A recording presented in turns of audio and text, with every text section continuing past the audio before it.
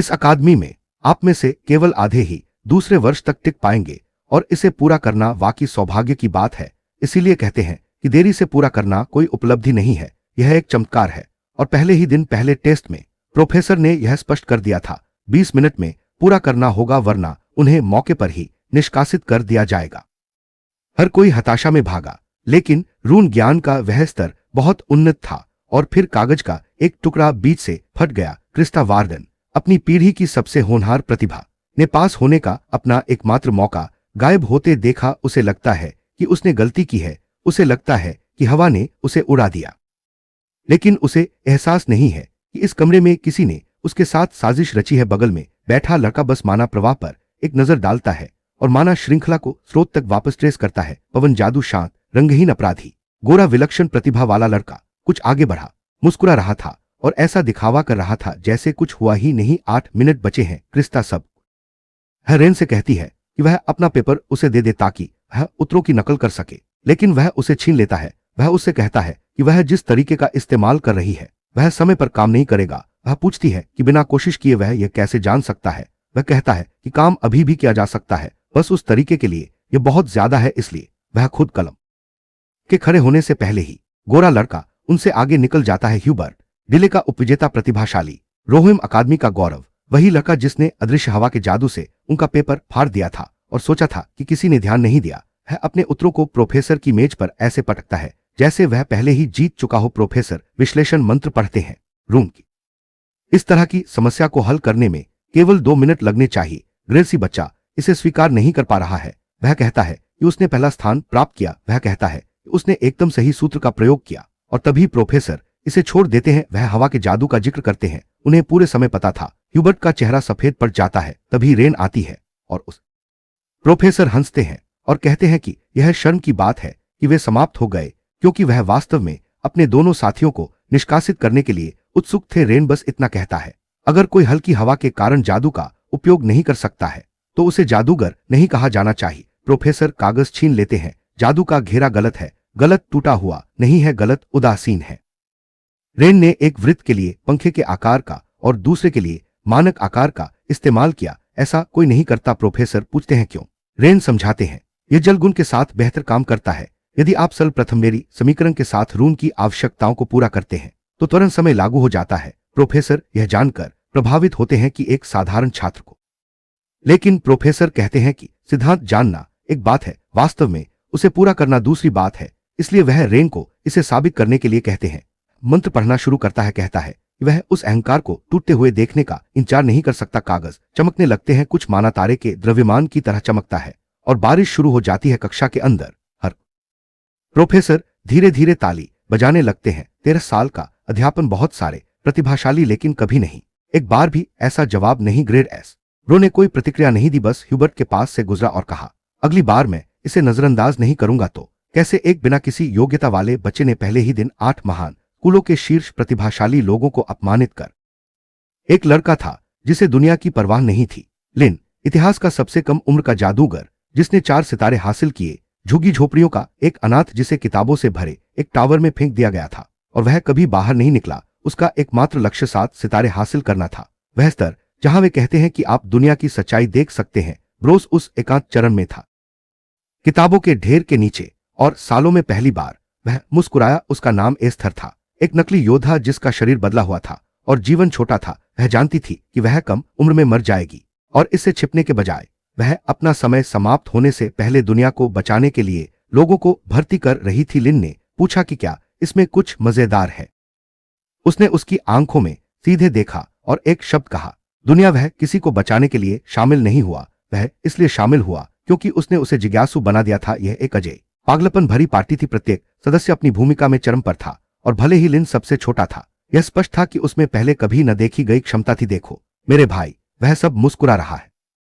जब वे अपनी अंतिम लड़ाई में थे तो भाई को एक दुर्लभ रसातल विष लग गया, एक ऐसा विष जिसका कोई इलाज नहीं था, कोई उपचार नहीं था। भाई ने हार नहीं मानी, उसने अपने ही दिल में अमरता की मुहर उकेर दी। उसका शरीर जम गया। उसने एस्थर से वादा किया कि वह वापस आएगा। यह जादू तभी टूटता है जब उपयोगकर्ता का शरीर पूरी तरह से ठीक हो जाता है। इसलिए उसने उसका हाथ पकड़। इस लड़के की बस यही ख्वाहिश थी कि वह 7वें चक्र के स्तर का पता लगाए और सच्चाई को उजागर करे। और अब 300 साल बाद रेन नाम का एक लड़का किसी और के शरीर में जागता है, एक सार्वजनिक चौक पर जाता है और उन 4 लोगों की मूर्तियां देखता है जिनके साथ वह खाना खाता था और उन पर पत्थर में उनकी मृत्यु की तारीखें खुदी हुई हैं। तो नहीं, रेन कोई मामूली इंसान नहीं है, असली है, जिसने उस फॉर्मूले का आविष्कार किया था जिसका इस्तेमाल पूरी क्लास कर रही थी, जिसे सभी संत जादूगर के रूप में पूछते हैं। लेकिन जाहिर है वह किसी को बता नहीं सकता। क्लास के बाद क्रिस्टा रेन को बुलाती है। जब वह पूछता है कि वह क्या चाहती है तो वह थोड़ी शर्मिंदा हो जाती है। पहले के लिए उसे धन्यवाद देती है। गंभीर नजर से वह उससे इसे फिर से कहने, उसका चेहरा लाल हो गया और उसने उससे कहा कि इसे और खराब मत करो और कहा कि वह उसे इसका बदला चुकाएगी, इसलिए उसे घमंड नहीं करना चाहिए क्योंकि सबसे बढ़कर वे प्रतिद्वंद्वी हैं। जब वह रेन की ओर उंगली उठा रही थी तो कुछ लोग प्रोफेसर ओवेन द्वारा एस ग्रेड दिए जाने के बारे में गपशप करते हुए पास से गुजरे। उन्होंने पूछा कि क्या यह ह्यूबर्ट के लिए था, लेकिन उन्होंने यह भी बताया कि जोड़ीदार परीक्षा में क्रिस्टा उसी टीम में थी जिसमें वह प्रसिद्ध अकादमिक प्रतिभा थी। अगले दिन अकादमी में रेन ने क्रिस्टा को अगली बार उससे मिलने पर उसे पैसे वापस करने के अपने वादे की याद दिलाई और पूछा कि लड़कियों का छात्रावास किस मंजिल पर है। उसने कहा कि प्रवेश परीक्षा में उसके अंकों के कारण उसका कमरा शायद सबसे ऊपरी मंजिल पर होगा। उसने पलटवार करते हुए कहा कि दिखावा करने वाली हो या ना हो, वही थी जिसने कहा था कि ऐसे वादे करना जिन्हें आप निभा नहीं सकते आपको खोखला दिखाता है। शुरुआत में उसने गुस्से से उससे कहा कि बस थोड़ा और इंतजार करो। जैसे ही रेन छात्रावास में दाखिल हुआ किसी लड़के ने उसके बारे में बुदबुदाया कि वह शीर्ष रैंक वाला छात्र और लवर्थ परिवार का सबसे। हाथ में एक ताबीज लिए उसने उसे खोला। फिर उसे एहसास हुआ कि यह एक निजी कमरा था। मेज की ओर चलते हुए उसने कहा कि यह जगह उसे जादू के टावर में बिताए अपने समय की याद दिलाती है। अपने पिछले जीवन में भी उसे ऐसे ही एक कमरे में बंद कर दिया गया था जहां वह जादू का अध्ययन करने के अलावा कुछ नहीं करता था। एक पल के लिए उसने एस्तेर के बारे में सोचा। बिस्तर पर लेटते हुए उसने सोचा कि प्रथम श्रेणी के अलावा करने के लिए और कुछ खास नहीं है। उसने सोचा कि क्या उसे अपने अवशेषों की तलाश में वेटिकन में चुपके से घुस जाना चाहिए, लेकिन इस पहचान के साथ उस जगह में घुसपैठ करना मुश्किल होगा। कुछ जादुई घेरों का उपयोग करके उसने एक मंत्र डालने की कोशिश की, लेकिन आश्चर्य की बात यह थी कि यह विफल रहा। ऐसा लगता है अचानक एक उल्लू उसकी खिड़की पर आकर बैठ गया जिससे वह चौंक गया। उसने एक लकड़ी का बक्सा नीचे रख दिया। रे ने देखा कि बक्से में बीच का हिस्सा नहीं है और उसे लगा कि शायद उसके पिता ने भेजा है। बक्से के अंदर 2 किताबें थीं, लेकिन जब उसे एहसास हुआ कि उनमें से एक वही डायरी है जो उसने एस्थर को सौंपी थी तो वह स्तब्ध रह गया। एक पल सोचने के बाद रेन के पूरे मैदान के जादू प्रशिक्षण केंद्र में क्रिस्टा समय का प्रशिक्षण ले रही थी। जैसे जैसे सेकंड बीतते गए उसने कुछ राक्षसों से जमकर लड़ाई की। उसकी दोस्त जो उसका समय नोट कर रही थी ने कहा कि केवल 15 सेकंड बचे हैं और पूछा कि क्या कुछ अच्छा हुआ है। क्रिस्टा ने कहा कि कुछ भी अलग नहीं हुआ है और पूछा कि क्यों। उसकी सहेली ने कहा कि क्रिस्टा हमेशा की तरह ज्यादा खुश लग रही थी। 5 सेकंड बचे थे।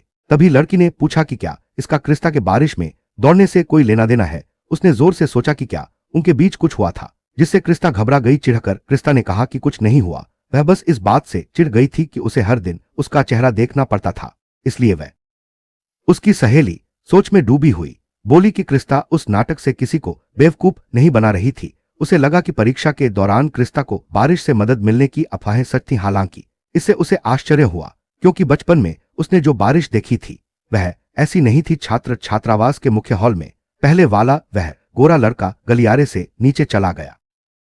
उसे गुजरते हुए देखकर एक आदमी ने उसका स्वागत किया और उसे सिगरेट लूजर कहा। बाकी सबने इसे नजरअंदाज कर दिया क्योंकि वे पहले से ही जानते थे कि वह आदमी कैसा है। ह्यूबर उसकी ओर मुड़ा और उससे कहा कि उससे पंगा लेना बंद करो वरना तुम कल सुबह नहीं उठ पाओगे। लोगन नाम के उस आदमी ने उसका मजाक उड़ाते हुए कहा कि जब उसने सुना कि किसी को सी मिला है हंसते हंसते लगभग पेशाब कर बैठा। उसने आगे कहा, इसके अलावा क्रिस्टा नाम की एक लड़की को रेत की बोरियों से रोके जाने के बावजूद इस रैंक मिली। ह्यूबर्ट ने उसे नजरअंदाज कर दिया और चुपचाप चला गया। लेकिन जैसे ही वह जा रहा था लोगन ने रेन का जिक्र किया और पूछा कि क्या रेन उतना ही कायर है जितना अफवाहें कहती हैं।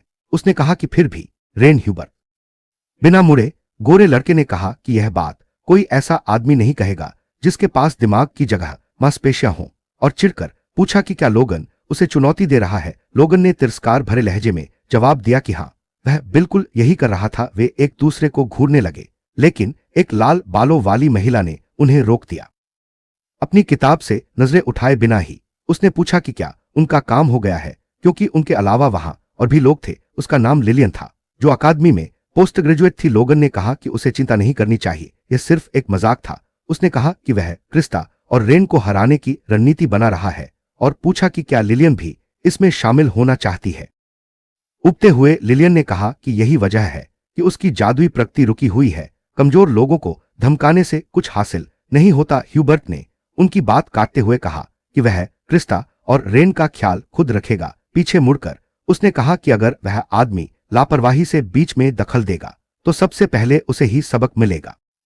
दरवाजा बंद करने के बाद वह आदमी लोगन को बेवकूफ कहता है। वह दीवार पर एक मुक्का मारता है, यह सोचकर कि रेन ने वास्तव में क्या किया था। रेन ने 3 साल तक प्रोफेसर स्कोल्सी की देखरेख में काम किया था और उसने यह कमाया था किसी ऐसे व्यक्ति के लिए जिसे एक भी रैंकिंग नहीं मिली थी।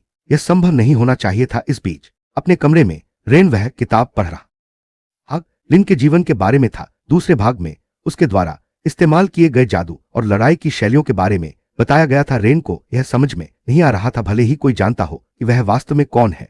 वह यह नहीं समझ पा रहा था कि उन्होंने उससे संपर्क क्यों नहीं किया, क्योंकि रात के 11 बज चुके थे।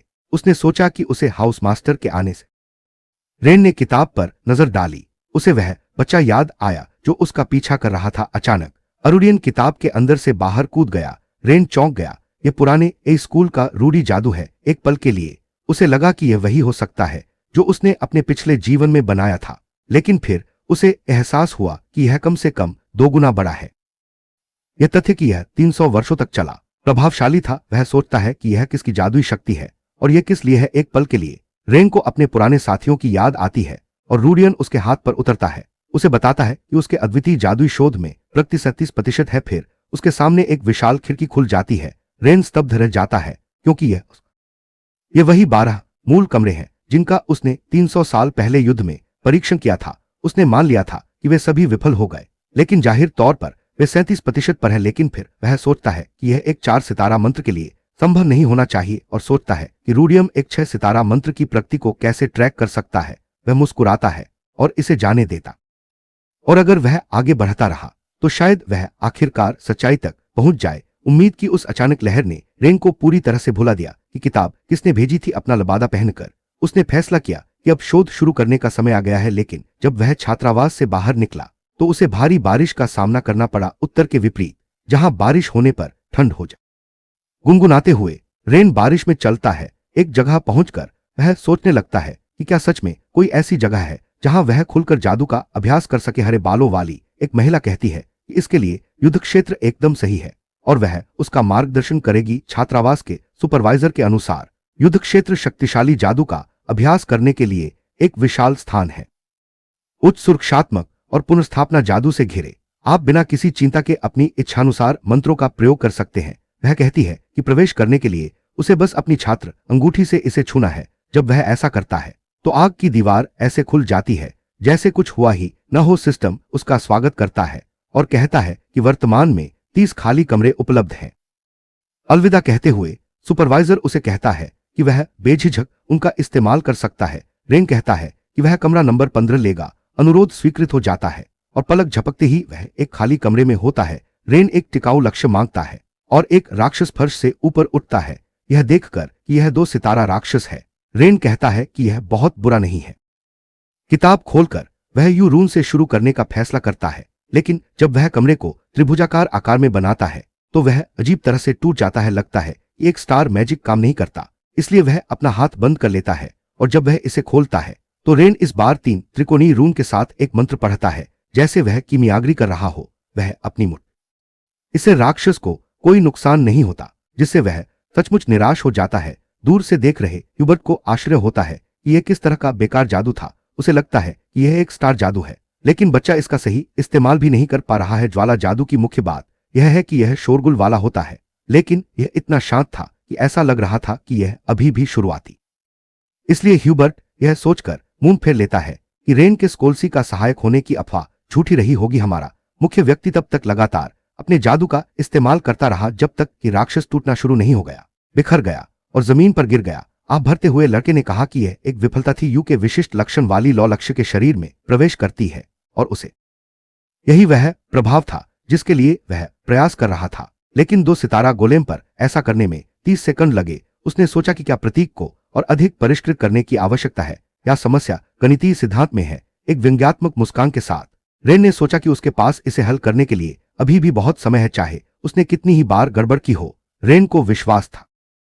अपना शोध जारी रखते हुए हमारे नायक ने अंततः प्रतीक में कुछ बदलाव किए। रूडियन ने न केवल आसपास के जादू का पता लगाया, बल्कि उस दिन किए गए शोध का सारांश और रिपोर्ट भी प्रस्तुत की। वास्तव में एक अविश्वसनीय रूप से मूल्यवान सहायक। फिर हमारे लड़के ने कुछ देखा। शोध प्रतिशत 0.1% बढ़ गया था। उसने सोचा कि क्या यह सिद्धांत के कारण था या क्योंकि उसने सोचा कि शायद इस तरह की ट्रेनिंग का कोई और मतलब हो, लेकिन उसने इस बारे में ज्यादा न सोचने का फैसला किया। उसके पास अभी बहुत समय था। अचानक हवा का एक झोंका उसकी ओर तेजी से आया, जिससे वह उत्सुक हो गया। रेन को एहसास हुआ कि यह ह्यूबर्ट है और उसने सोचा कि वह राहीन अकादमी का कोई नया छात्र होगा। सुनहरे बालों वाले उस लड़के के चारों ओर चमगादड़।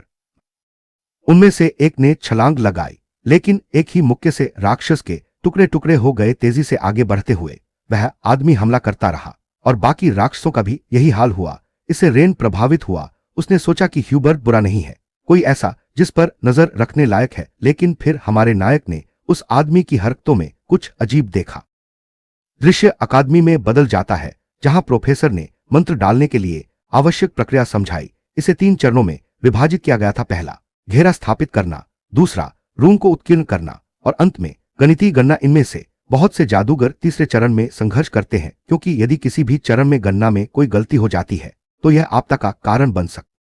इसलिए उन्हें कोयला बनने या टुकड़े टुकड़े होने से बचाने के लिए मुख्य जादूगर लिन ने लिन के विभेदक के रूप में जाना जाने वाला एक गणितीय सूत्र बनाया। उन्होंने कहा कि वह उन्हें एक उदाहरण देंगे और उन्हें लिन के विभेदक का उपयोग करके इसे हल करना होगा, चूंकि यह उनके लिए बहुत कठिन हो सकता है।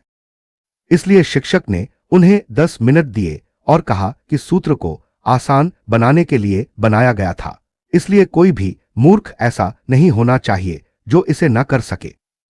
टाइमर शुरू करते हुए प्रशिक्षक ने सभी को शुरू करने के लिए कहा। उसे दिए गए कागज को देखते हुए रेन सोच रहा था कि यह सूत्र किसने दिया होगा, क्योंकि उसके किसी भी सहपाठी को उसका सूत्र नहीं पता था और इसके अलावा वे मुश्किल से जोड़ या घटा सकते थे, इसलिए इसे सिखाने का कोई तरीका नहीं था। फिर भी एक व्यक्ति उसके दिमाग में आया, टीना, एक बच्ची। जोस नायक ने सोचा कि शायद बच्चे ने फॉर्मूला को लिन द्वारा आविष्कार की गई किसी चीज के रूप में साझा किया होगा, लेकिन उसने तुरंत उस विचार को खारिज कर दिया, क्योंकि यह 300 साल से अधिक पहले की बात थी। तभी क्रिस ने उस पर हमला किया और रेन ने पूछा कि क्या उसे कोई परेशानी हो रही है और उसे दिखाने के लिए कहा। उसने कहा कि उसके लिए अपनी महान प्रतिभा क्रिस था। अचानक प्रोफेसर ने उसे एक घातक नजर से देखा और उसने माफी मांगते हुए कहा कि वह फिर कभी बिना बारी के नहीं बोलेगी। रेन ने पूछा कि वह क्या चाहती है और थोड़ा हकलाते हुए उसने उसे एक डिब्बा दिया। यह देखकर कि यह एक सुंदर और आकर्षक डिब्बा था। रेन ने पूछा कि इसमें क्या है और क्रिस्टा ने कहा कि इसमें कुकीज हैं। उसने कहा कि उसने जादू के प्रशिक्षण से बच। रेन पूछने ही वाला था कि क्यों, लेकिन उसने उसे बीच में ही रोक दिया और जल्दी से कहा कि वही था जिसने कहा था कि वह उसकी ऋणी है। रेन ने कहा, खैर, ऐसा लगता है कि वह जितनी दिखती थी उससे कहीं अधिक मेहनती थी। लेकिन जब उसने डिब्बा खोला तो उसे ऐसी कुकीज मिली जो कोले जैसी दिखती थी। क्रिस्टा बड़बड़ाती रही और पूरी तरह से भ्रमित हो गई। रेन ने पूछा कि क्या वह क्रिस्टा ने हां कह दी तो रेन ने पूछा कि क्या वह आटे की जगह मिट्टी का इस्तेमाल करेगी, जिससे क्रिस्टा भड़क गई। प्रोफेसर ने उस पर कुछ फेंका, जिससे वह चुप हो गई। इसी बीच एक छात्र ने कहा कि लिन ने ऐसा फॉर्मूला बनाकर वाकई प्रतिभा का परिचय दिया है। छात्रों की इतनी प्रशंसा सुनकर लिन को रेन को ऐसा महसूस हुआ जैसे वह फूलों के खेत में खड़ा हो। उन्होंने कहा कि जादूगर किसी देवदूत या संत का पुनर्जन्म भी हो सकता है। शर्मिंदा होकर रेन ने मन ही मन उनसे रुकने की विनती की। क्रिस्टा सोच रही थी कि रेन का चेहरा अचानक लाल क्यों हो गया। वह सोच रही थी कि क्या वह कुछ कुकीज पर ही शर्मा गया है, और उसने सोचा कि भले ही वह हमेशा ऐसा व्यवहार करता था जैसे उसे सब कुछ पता हो, लेकिन अंदर ही अंदर उसका वह पक्ष भी था। जो शिक्षिका आती है वह कहती है कि एक प्राइमेट के लिए जो कक्षा में भी नहीं आए। उसने अपना बचाव काफी अच्छे से किया और पूछती है कि क्या वह एक विशेष पाठ में रुचि रखेगी। घंटी बजने से बच गई और शिक्षिका उन्हें बताती है कि उन्हें अपने उत्तर जमा करने चाहिए जब वे उपलब्ध क्लबों वाले बोर्ड को देख रहे होते हैं। तो क्रिस्टा पूछती है कि रेन किस क्लब में शामिल होने की। कहती है कि वह मैजिक वॉलीबॉल क्लब में शामिल होने जा रही है, क्योंकि मैजिक ब्लडलाइन के वंशजों को मैजिक वॉलीबॉल खेलकर अपनी गरिमा बनाए रखनी होती है। हमारा नायक पूछता है कि क्या वह गंभीर है, और वह कहती है कि हाल तक उसे यह पता भी नहीं था। रेमंड पूछता है कि वॉलीबॉल का गरिमा से क्या लेना देना है, और जैसे ही क्रिस्टा जवाब देने वाली होती है वह उसे भी छात्रों के बीच आदान प्रदान और प्रतिस्पर्धा के लिए कई क्लब प्रदान करता है। वे इसी उद्देश्य से स्थापित किए गए हैं इनमें कॉम्बैट मैजिक क्लब, अग्नि विशेषता जादू में विशेषज्ञता वाला क्लब, उत्सव और सजावटी श्रेणी के जादू के लिए एक क्लब शामिल थे। क्लब समान लक्ष्यों या प्रेरणाओं वाले छात्रों से बने होते हैं और उन्हें गतिविधियों के लिए धन मिलता है जब तक कि पर्यवेक्षक शिक्षक। इससे सभी को अपने शोध पर ध्यान केंद्रित करने के लिए एक अच्छा माहौल मिलता है। रेन कई दिलचस्प जगहों पर जाना चाहता था, लेकिन क्रिस्टा के उसके पीछे पीछे घूमने के कारण वह ध्यान केंद्रित नहीं कर पा रहा था। वह लगातार चिल्ला रही थी, उसे मैजिक वॉलीबॉल क्लब में शामिल होने के लिए मनाने की कोशिश कर रही थी, पूछ रही थी कि क्या रेन के पिता ने यह नहीं बताया था।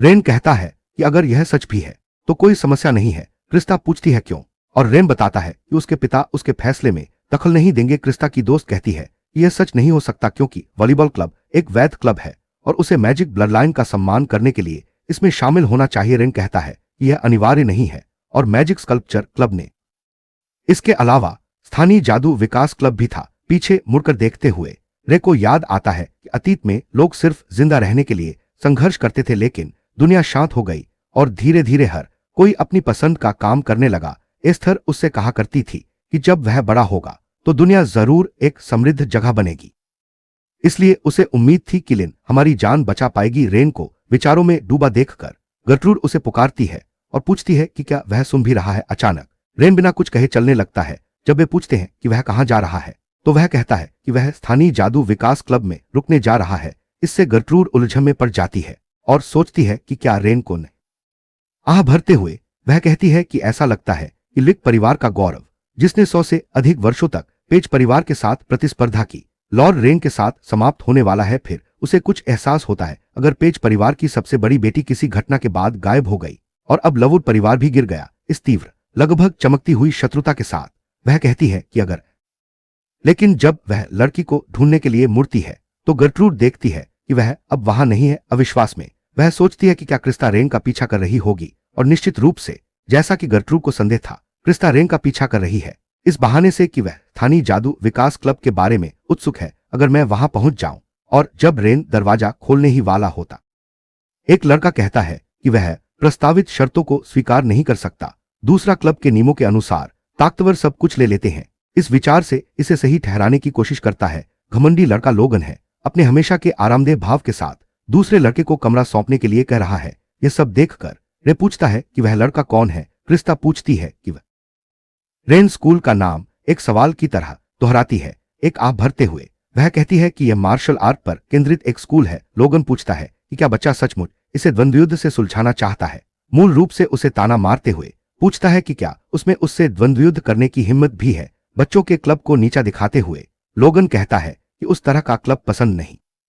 एक जिज्ञासु पड़ोसी की तरह देखते हुए क्रिस्टा कहती है कि इस तरह की चीजें अक्सर होती हैं क्योंकि क्लबों को अपनी गतिविधियों को चलाने के लिए कमरों की जरूरत होती है, और अगर आप कोई क्लब शुरू करना चाहते हैं जब कोई कमरा उपलब्ध न हो तो आपको दूसरे क्लब से एक कमरा लेना होगा। रेन पूछती है कि क्या यह एक जादुई द्वंद्व के माध्यम से तय किया गया था, जिसकी लड़की पर। विषय बदलते हुए लड़की ने हल्के फुल्के अंदाज में पूछा कि क्या वह क्लब में शामिल नहीं होगा, और रेन ने कहा कि उसे परेशान करने वाली चीजें पसंद नहीं है। क्लब रूम में दोनों लड़कों की बातचीत पर वापस आते हैं। लड़का कहता है कि गणित पढ़ना या अकादमिक क्षेत्र में बड़ी उपलब्धियां हासिल करना ही जादू के अस्तित्व का एकमात्र कारण नहीं है। लोगन पूछता है कि असली कारण। लेकिन कृषि और आपदा राहत ऐसे क्षेत्र हैं जहां जादू का वास्तव में ज्यादा इस्तेमाल नहीं हुआ है। वह कहता है कि अगर वे वहां जादू का इस्तेमाल करने का कोई तरीका ढूंढ ले तो शायद वे गरीबी जैसी समस्याओं को आसानी से हल कर सकते हैं। लोगन पलटवार करते हुए कहता है कि वे निश्चित रूप से इसे अकेले जादू से हल नहीं कर सकते। उसकी ओर इशारा करते हुए वह पढ़ाकू। यह सुनकर लोगन जोर से हंस पड़ा और पूछा कि क्या वह लड़का सच में गंभीर है, यह कहते हुए कि अगर यह सच में संभव होता तो आर्क मेजर इसे पहले ही कर चुके होते। उसे शर्त से पकड़कर लोगन ने पूछा कि वह लड़का जो एक नए छात्र के सामने क्लब भी नहीं पकड़ सकता, क्या सोचता है कि वह क्या करने वाला है। एक घमंडी हंसी के साथ वह पूछता है कि क्या उन तथाकथित उच्च अधिकारियों को इस पूरे समय में कोई परिणाम मिला है। इससे बच्चा स्तब्ध रह जाता है, उसे समझ नहीं आता कि क्या कहे। फिर लोगन आगे बढ़ता है, पूछता है कि क्या वह वास्तव में उस भविष्य सूचक शोध में विश्वास करता है। वह कहता है कि अगर वह आदमी उसका सामना करने की हिम्मत भी नहीं करेगा तो उसे लगता। इसलिए वह पूछता है कि बच्चा किसी अनजान व्यक्ति की मदद करने के बजाय अपने सामने वाले व्यक्ति की मदद करने के बारे में क्या सोच रहा है। अभी भी कमीज से पकड़े हुए बच्चा कहता है कि वह ऐसा नहीं कर सकता। लोगन टिप्पणी करता है कि बच्चा इतना डरा हुआ है कि वह मुश्किल से अपनी आंखें भी खुली रख पा रहा है, यह पूछते हुए कि क्या बच्चा जागा भी है। लोगन कहता है कि उसकी आंखें खोलने में मदद करने के अलावा और कुछ नहीं बचा है। उसे जमीन पर पटकने ही वाला था, लेकिन रेन ने उसे एक बिजली के जादू से रोक दिया, जिससे वह उस आदमी को छोड़ दे। अपनी आभा बढ़ाते हुए नायक पूछता है कि क्या लोगन उस बच्चे को परेशान करने के बजाय उसके साथ जादू का द्वंद्वयुद्ध नहीं करना चाहेगा। लोगन रेन की ओर देखता है, सोचता है कि वह कौन है। यह देखकर रेन कहता है कि वह अभी अभी क्लब में एक लंबे स्थिर सत्र के बाद प्रगति दर 37% से बढ़कर 37% हो गई थी। एक अलंकारिक लहजे में रेन सोचता है कि क्या जादू वास्तव में सब कुछ कर सकता है। ऐसा नहीं है कि सब कुछ संभव है, अभी भी ऐसी चीजें हैं जो जादू नहीं कर सकता, लेकिन मुझे लगता है कि यह रेगिस्तान के ठीक बीच में एक नखलिस्तान बना सकता है। यह पानी की तलाश में यात्रियों। फिर उसे एस्थर की याद आती है, जिसने अपनी एक यात्रा के दौरान उससे कुछ ऐसे मंत्र बनाने को कहा था जिनका इस्तेमाल कोई भी आसानी से मुसीबत में फंसे लोगों की मदद करने और उनकी जिंदगी आसान बनाने के लिए कर सके। लोगन अचानक कहीं से आए नायक को घृणा से घूरता है, फिर वह तुरंत अपना भाव बदलता है और कहता है, ओह, तो तुम नए सदस्य हो। उसे कुछ दिलचस्प नजर आता है। रेन के पीछे क्रिस्टा है और लड़के की लाल आंखें अपरिचित नहीं है। लोगन पास आता है, कहता है कि बच्चे ने कुछ बेवकूफी भरी बात कही और फिर तुरंत खुद को सुधारते हुए कहता है कि उसे जोर से सोचने की बुरी आदत है। बच्चे को देखते हुए वह कहता है कि वह वास्तव में उसका अभिवादन करने जा रहा था, लेकिन पूछता है कि क्या उसने वास्तव में। एक घमंडी लहजे में वह पूछता है कि क्या उसने यह सही सुना है। शांत भाव से नायक हाँ कहता है। लोगन ने ठीक यही समझा, इसलिए लोगन कहता है कि अगर वह वही खाने वाला है तो शायद उसे उससे मुकाबला करना चाहिए। हंसते हुए लोगन पूछता है कि क्या रेन को सच में लगता है कि वह उसे हरा सकता है। रेन उसे वापस उसी पर फेंकते हुए पूछता है कि क्या वह। इससे लोगन भ्रमित हो जाता है और पूछता है कि क्या वह गंभीर है। रेन आत्मविश्वास से कहता है कि लोगन मूल रूप से कह रहा है कि वह किसी भी तरह से नहीं हारेगा। यह सुनकर लोगन कहता है कि यह सिर्फ असफलता नहीं बल्कि मूर्खता है। अपना हाथ अपने मुंह पर रख लेता है और कहता है कि उसने फिर से गलत बोल दिया। फिर पूछता है कि क्या रेन को पता है कि किसी ने। तो उस समय यह मूल रूप से एक व्यक्तिगत चुनौती थी। यह देखकर कि लोगन कुछ गड़बड़ कर रहा है, रेन उससे सीधे मुद्दे पर आने को कहता है। क्लब लीडर की ओर मुड़ते हुए लोगन कहता है कि अगर रेन जीत जाता है तो वह कमरा छोड़ देगा, और अगर कोई उनके साथ छेड़छाड़ करने आता है तो वह उन्हें खुद बाहर निकाल देगा। लेकिन अगर लोगन जीत जाता है तो उस बच्चे को।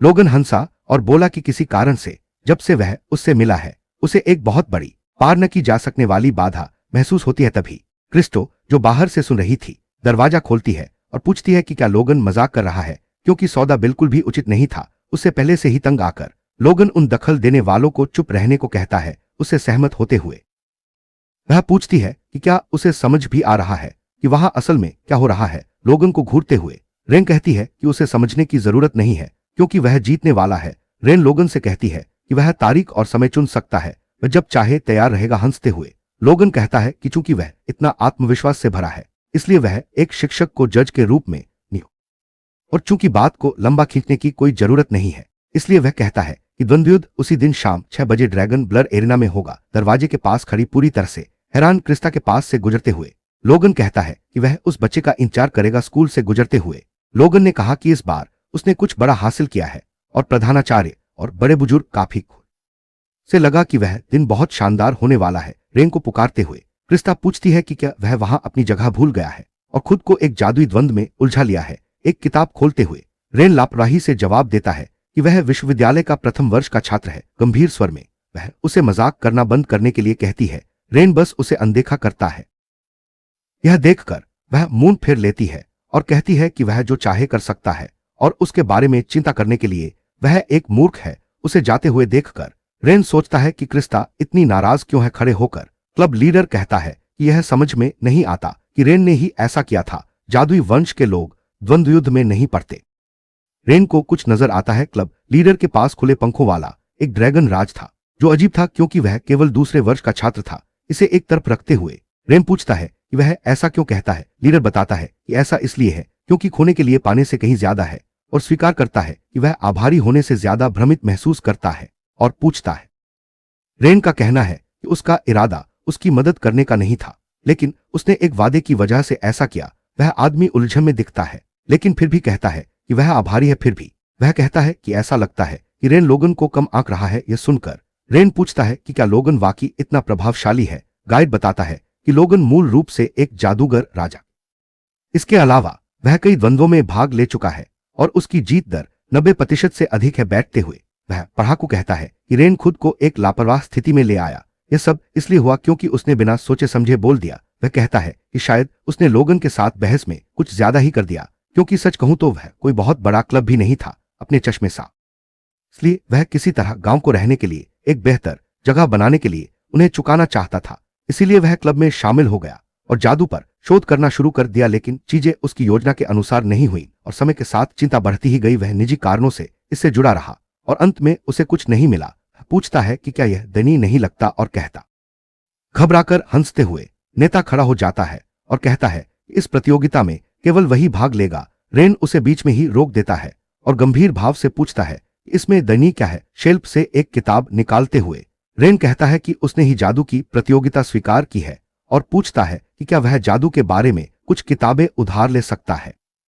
क्लब रूम से निकलते हुए वह कहता है कि वह उन्हें जल्द ही वापस ले आएगा। वह आदमी उसे रोकने की कोशिश करता है और तभी रेन उससे पूछता है कि क्या वह जानता है कि आर्क मेजलिन ने जादू का अध्ययन क्यों शुरू किया। उलझन में पड़कर नेता पूछता है क्यों, और रेन कहता है कि यह जीवित रहने के लिए था। बेनी कहता है कि हर कोई किसी न किसी निजी कारण से जादू का अध्ययन, यह महसूस करते हुए कि अफवाह पहले ही फैल चुकी है।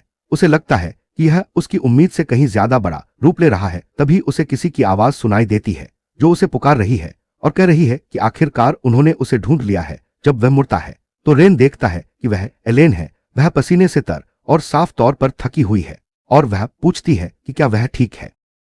बिना किसी शत्रुता के लड़का उसका अभिवादन करता है। अगले ही पल, इससे पहले कि वह कुछ कह पाता, वह उस पर झपट पड़ती है और उसे बाहों में जकड़ लेती है। वह कहती है कि वह उसके कारण मुश्किल से सो पाती है। द्वंद्वयुद्ध के बारे में जानने की बात स्वीकार करते हुए वह पूछती है कि क्या उसने गलत सुना है। फिर रेन स्वीकार करता है कि अफवाह सच है। इससे वह हंसी के दौर वह कहती है कि उसके प्यारे भतीजे ने पूरा हंगामा खड़ा कर दिया है और उसे एक ड्रिंक चाहिए। रेन चिल्लाता है कि अगर वह उसे दबाती रही तो उसका सिर फट जाएगा। वह उसे छोड़ देती है और कहती है कि लोगन से मार खाना कहीं ज्यादा दर्दनाक होगा और वह नाटक कर रहा है। फिर वह आप भरती है और रेन हमेशा की तरह धीरे से पूछता है कि क्या वह उसके बारे में चिंतित थी।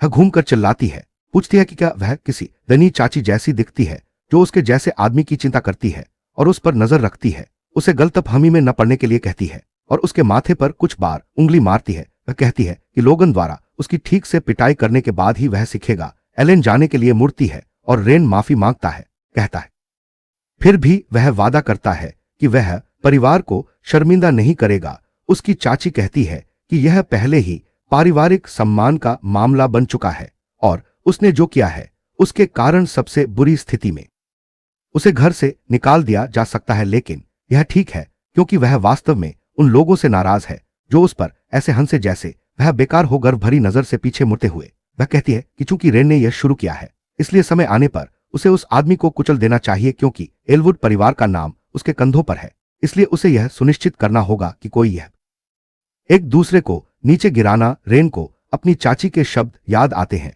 और वह सोचता है कि शुरू से ही उसकी यही योजना थी। खैर, स्कूल में हर कोई लड़ाई देखने के लिए दौड़ता है। आखिरकार एक बेकार रीस और चेन हैक का क्रूर आदमी आमने सामने थे। एक पुरुष शिक्षक द्वंद्व देखता है और एक महिला शिक्षक पूछती है कि वह किसका समर्थन कर रहा है, उसके गुट से लोगन या उसकी छात्रा। रेन शिक्षक का कहना है कि उसके लिए रुतबा, खानदान या शिक्षा कोई मायने नहीं रखती, है बस उसी का साथ देगा जो ज्यादा ताकतवर होगा। यह सुनकर वह जोर से हंस पड़ती है। वह कहती है कि उससे यही उम्मीद थी। द्वंद्वयुद्ध का रेफरी अपना परिचय थ्योन के रूप में देता है क्योंकि यह जादुई द्वंद्वयुद्ध स्कूल द्वारा आधिकारिक रूप से स्वीकृत है।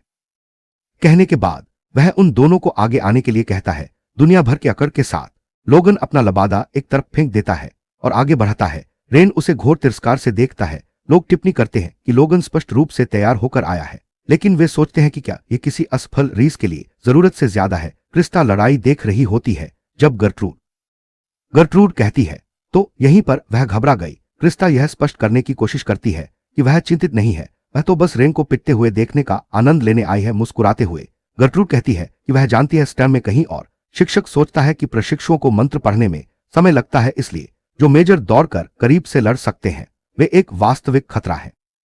सोचती है कि लड़का इससे कैसे निपटेगा। अचानक शिक्षक और सभी छात्र जो देख रहे थे चौंक जाते हैं क्योंकि रे अपने लबादे के नीचे से एक झाड़ू निकालता है। लोगन कहता है उसने सोचा था कि यह किसी प्रकार की लकड़ी की छड़ी है, लेकिन नहीं, यह एक झाड़ू है। सभी उस पर हंसने लगते हैं। पूछते हैं कि क्या वह फर्श साफ करने आया है। क्रिस्टा यह देखकर निराशा में रेफरी पूछता है कि वह क्या है, और रेन कहता है कि उसने इसे पुस्तकालय से उधार लिया है। सौभाग्य से सफाई अभी अभी खत्म हुई थी। बड़े घमंड से लोगन पूछता है कि क्या बच्चा दया की भीख मांग रहा है। कुछ ही घंटे पहले वह बहुत आत्मविश्वास से भरा हुआ था और अब वह झाड़ू लेकर आ गया है। मांसपेशियों वाला जादूगर कहता है कि रेन अभी रुका है ताकि वह खुद को उसका मजाक उड़ाते हुए रेन लोगन से पूछता है कि मेजर कब से शब्दों से जीतने लगा है। क्रोधित होकर लोगन और भी करीब आ जाता है, जब तक कि रेफरी उसे रोक नहीं देता, यह कहते हुए कि वह बहुत करीब है। जज का कहना है कि द्वंद्व शुरू होने से पहले वह शर्तों की पुष्टि करेगा। अगर लोगन हार जाता है तो उसे स्नातक होने तक स्थानीय विकास क्लब के लिए गार्ड के रूप में। पूछते हैं कि क्या वे दोनों सहमत हैं, क्योंकि फैसले के बाद कोई आपत्ति नहीं होनी चाहिए। उसी समय दोनों पुष्टि करते हैं कि वे सहमत हैं। एक मंत्र सक्रिय करते हुए थियोंग कहता है कि उस स्थिति में उन्हें पीछे हट जाना चाहिए, क्योंकि द्वंद्वयुद्ध 10 सेकंड में शुरू हो जाएगा। मंत्र उल्टी गिनती शुरू कर देता है। हर कोई उस लड़ाई को देखने के लिए दौड़ पड़ता है। एलेन की सहायक पूछती है कि क्या उसे देखने की जरूरत नहीं है, यह कहते हुए कि वह बाकी का काम खुद संभाल लेगी, लेकिन एलेन कहती है कि वह नहीं जाएगी। यह सुनकर लड़की कहती है कि एलेन अजीब तरह से शांत लग रही है। एलेन चिढ़कर पूछती है कि क्या वह यह कह रही है कि वह शांत नहीं रह सकती। घबराई हुई सहायक कहती है कि उसका मतलब यह नहीं था।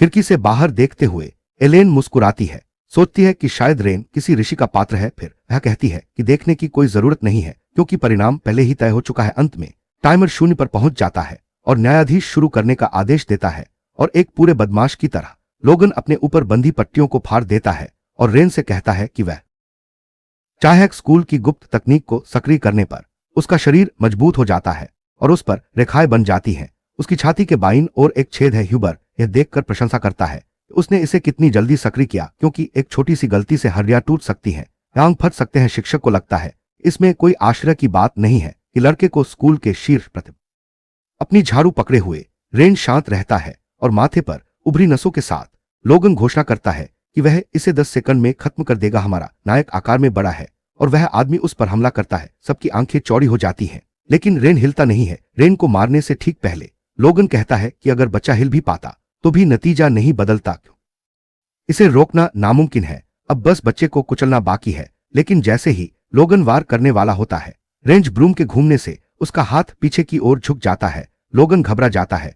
सोचने का समय नहीं है, क्योंकि अगले ही पल बच्चे के एक और घूमते हुए वार से उसे चोट लगती है। इस वार से लोगन हवा में उड़ जाता है और सभी लोग स्तब्ध रह जाते हैं।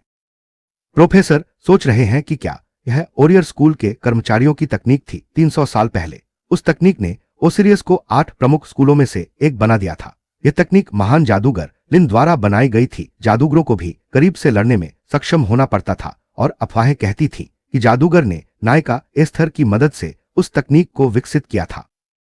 प्रोफेसर यह जानने के लिए बेताब हैं कि लिग परिवार के उत्तराधिकारी ने यह कैसे सीखा। उसी क्षण गोरी शिक्षिका कुछ ऐसा देखती है जो उसे चौंका देता है। बच्चे द्वारा इस्तेमाल की गई झाड़ू टूटी भी नहीं। अगर वह किसी मजबूत शरीर पर सांप झाड़ उसे मारता तो उसका हैंडल चकनाचूर हो जाता। वह सोचती है कि शायद यह जादू था, क्योंकि सच में यह बच्चा कौन है। बारिश होती है। लोगन उठने की कोशिश करता है और अचानक खून थूकता है। उसे यकीन नहीं होता। एक निकम्मे रीस के हाथों झाड़ू से बुरी तरह पिटते हुए उसकी हालत और भी खराब हो रही है। हमारा नायक उसे नीचे देखता है और पूछता है कि क्या उसने यह नहीं कहा था कि वह इसे 10 सेकंड में खत्म कर देगा। एक होनहार जूनियर को पीटना मजेदार नहीं होता, इसलिए रेन कहता है कि वह गुस्से में लोगन उठता है और पैर पटकता है, जिससे अखाड़े का एक हिस्सा टूट जाता है और रेन का संतुलन थोड़ा बिगड़ जाता है। फिर वह कुछ पत्थर उछालता है और उन्हें हवा में उड़ा देता है, लेकिन रेन आसानी से उन्हें झाड़ू से रोक देता है। लेकिन जब वह फिर से ऊपर देखता है तो हमारे नायक की नजर लोगन पर से हट जाती है। पीछे मुड़कर देखते हुए रेन झाड़ू पर उसे यह उम्मीद नहीं थी कि लोगन उसके ऊपर है और किक मारने की तैयारी में है। लोगन नीचे झुकता है और रेन को फ्लाइंग किक से मारता है। धूल का एक बादल उठता है, जिससे क्लब लीडर चिंतित हो जाता है। लेकिन धुंध के अंदर हम लोगन को कीचड़ में धंसते हुए देखते हैं। वह आदमी सोच रहा था कि बाहर क्या हुआ था जब उसने रेन की आवाज सुनी, जिसमें कहा गया था कि यह खेतों की जुताई। लोगन मुड़ा तो उसने देखा कि बच्चा चट्टानों के ढेर पर खड़ा है और समझा रहा है यह मंत्र बाढ़ के दौरान एक अस्थायी बांध बना सकता है। मुस्कुराते हुए हमारे नायक ने पूछा कि क्या यह बहुत उपयोगी नहीं लगता। भीड़ में कुछ लोग चिंतित या हैरान दिख रहे थे, जबकि अन्य लोग मंत्रों को लेकर वास्तव में उत्साहित लग रहे थे। शिक्षक ने मन ही मन सोचा कि एक जब रे को लगा कि उसने लोगन के हमले को आते हुए देख लिया है, जमीन को कीचड़ में बदल दिया है और लोगन के पैरों को फंसा लिया है। सभी को लगा कि लड़ाई लगभग खत्म हो गई है, क्योंकि रेन का पलड़ा भारी था। लेकिन फिर प्लेटफॉर्म के ऊपर से हमारे नायक ने वह झाड़ू फेंक दी जिसे वह हथियार के रूप में इस्तेमाल कर रहा था, और सभी अविश्वास में जम गए। उस हरकत ने लो क्रिस्टी उस बच्चे पर चिल्लाई, उससे पूछा कि वह क्या सोच रहा है और कहा कि उसे बस एक लंबी दूरी का जादू इस्तेमाल करके इसे खत्म कर देना चाहिए। उसी क्षण लोगन, जो अभी भी कीचड़ में फंसा हुआ था, अपनी ताकत जुटाने लगा और जैसे ही झाड़ू गिरी वह आदमी रॉकेट की तरह उछला, उसे तोड़ दिया और मुक्के से रेन पर हमला कर दिया। लेकिन जैसे ही वह रेन को मारने वाला था, लोगन को हमारे नायक द्वारा बुलाई गई विशाल पेड़ की जड़ों ने रोक दिया। सभी का मुंह खुला रह गया, क्योंकि वह जादू मूल रूप से मृत पौधों को फिर से जीवित कर सकता था। तभी लोगन को एहसास हुआ कि बच्चे ने झाड़ू क्यों फेंकी थी, जिससे लोगन को पकड़े हुए शाखा का एक हिस्सा टूट गया था। रेंस ने कहा कि उसने अपने वादे के मुताबिक सिर्फ 3 मंत्रों का इस्तेमाल किया है और पूछा कि क्या इस स्थिति में उन्हें यह मुकाबला यही खत्म कर देना चाहिए। अपनी हार को भांपते हुए लोगन उसे कोसने लगा, यह सोचते हुए कि वह इतनी शर्मनाक हार को बर्दाश्त नहीं कर सकता। वह छटपटाने और छटपटाने लगा, खुद को छुड़ाने की कोशिश कर रहा था। यह देखकर हमारे नायक को आश्चर्य हुआ कि क्या उसने बहुत अधिक जादुई शक्ति का प्रयोग कर दिया था। लेकिन फिर उसने कहा, शायद यह सिर्फ इसलिए चिपचिपा था क्योंकि यह एक बेल थी और पौधे की विशेषताओं और इसे नियंत्रित करना कितना आसान था। इसे देखते हुए इसमें अभी भी सुधार की जरूरत थी। रेन ने टिप्पणी की कि लोगन दर्द में लग रहा था, फिर भी उसने उससे कहा कि चिंता न करे, वह जल्द ही ज्यादा आरामदायक महसूस करेगा। शाखा को पकड़े हुए हमारे नायक ने नाटक किया, लेकिन आखिरी क्षण में वह मुड़ा, दूर चला गया और शाखा को एक तरफ फेंक दिया। निराश होकर लोगन ने जानना चाहा कि वह क्या कर रहा है, क्योंकि उसने कहा था कि वह इसे खत्म करने जा रहा है और इससे पहले कि वह शिकायत करता रहता। रेन ने कहा कि लड़ाई पहले ही खत्म हो चुकी है, क्योंकि लोगन हार गया था, उसे चुप रहना चाहिए। रेन ने यह भी कहा कि लोगन अब समझ, तो अब से उसे बुरे काम करना बंद कर देना चाहिए। फिर हमारे नायक ने मंच को खोल दिया और लोगान, जो अभी भी फंसा हुआ था, ने महसूस किया कि पहली बार किसी ने वास्तव में उस पर दया दिखाई है। जादू को फीका पड़ते हुए देखकर रेन ने कहा कि यह लंबे समय तक चला और ऐसा लगता है कि उस जादू के कई व्यावहारिक उपयोग हैं। उबकर हमारे नायक को याद आया, एक पक्ष को आत्मसमर्पण करना था या पूरी तरह से हार माननी थी। और जैसे ही लोगन गिरा, रेन ने उस पर हवा का वार किया, अपनी उंगली से अभी भी धुआं निकलते हुए। उस लड़के ने कहा कि मैच पहले ही तय हो चुका था, इसलिए इसे हमला नहीं माना जाना चाहिए। फिर रेन ने जज की ओर देखा, घोषणा का इंतजार करते हुए अपना रेडियो पकड़ते हुए उस आदमी ने घोषणा की। जैसे ही विजेता की घोषणा हुई, भीड़ चिल्लाने लगी। क्रिस्टा, जो तब तक चिंतित थी, खुश और राहत महसूस कर रही थी। पीछे मुड़कर देखा तो रेन ने देखा कि कोई उसकी ओर आ रहा है, दीवार से टिका हुआ है। यह क्लब लीडर था, जो रेन को हर चीज के लिए धन्यवाद दे रहा था और कह रहा था कि उसे यह भी नहीं पता कि इस तरह की दयालुता का बदला कैसे चुकाया जाए। हमारे नायक ने पूछा कि उसका मतलब किस तरह की दयालुता से है, और बच्चे ने कुछ कहने की कोशिश की, लेकिन रेन ने उसे बीच में ही रोक दिया और कहा कि भले ही वे परिपूर्ण न हो, लेकिन वह नेता के दृढ़ संकल्प को उसके द्वारा इस्तेमाल किए गए हर मंत्र में महसूस कर सकता है। और उसने दृढ़ता से कहा कि वरिष्ठ छात्र के प्रयास व्यर्थ नहीं गए थे। महसूस करते हुए मुस्कुराते हुए हमारे नायक ने उस व्यक्ति से कहा कि वह स्थानीय विकास के लिए इतने मंत्र बनाता रहे कि रेन की जरूरत ही न पड़े। उसने कहा कि उसे विश्वास है कि बच्चा यह काम संभाल लेगा। और जब क्लब लीडर खुशी के आंसू बहा रहा था, रेन यह सोचते हुए अखाड़े से चला गया कि उस स्थिति में एस्थर क्या कहती, लेकिन उसने सोचा कि उसे इसके बारे में सोचना बंद कर देना। आखिरकार वह एस्थर नहीं था, फिर भी रेन सोच रहा था कि क्या वह कम से कम थोड़ी गरिमा बनाए रखने में कामयाब रहा होगा। उस रात छात्रावास में लोगान लड़ाई के बारे में लोगों की बातचीत की आवाज सुनकर जागा। उन्हें परिणाम पर विश्वास नहीं हो रहा था। आखिरकार ऐसा हर दिन नहीं होता कि कोई बेकार रीस लोगान जैसे प्रतिभाशाली व्यक्ति को हरा दे। जब वह उठता है, अपने बिस्तर के बगल में खड़े प्रोफेसर पूछते हैं कि स्कूल का नाम खराब करने के बाद लोगन कैसा महसूस कर रहा है। ठंडे पसीने से तरबतर होकर बच्चा बहाना बनाने की कोशिश करता है और प्रोफेसर को बड़ा भाई कहता है, अपने दांत पीसते हुए। प्रोफेसर कहते हैं कि यहां उसे उन्हें प्रोफेसर कहना चाहिए। इससे बच्चा घबरा जाता है और तुरंत माफी मांग लेता है।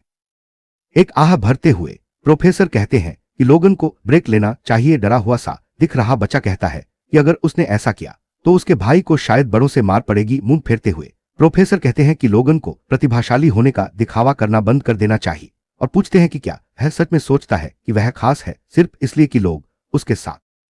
कांपती हुई आवाज में और सिर झुकाए बच्चा ना कहता है। फिर प्रोफेसर पूछते हैं कि लड़का स्कोल्जी लेविक के बारे में क्या जानता है। वह बताते हैं कि रिवेंडेल के छात्रों ने कहा कि रेन 3 साल तक स्कोल्जी का सहायक था, जिससे बच्चा अवाक रह जाता है। प्रोफेसर आगे कहते हैं कि अगर निर्दी स्केली ने उसे 3 साल तक अपने पास रखा तो रेन के कौशल वाकई कमाल के थे।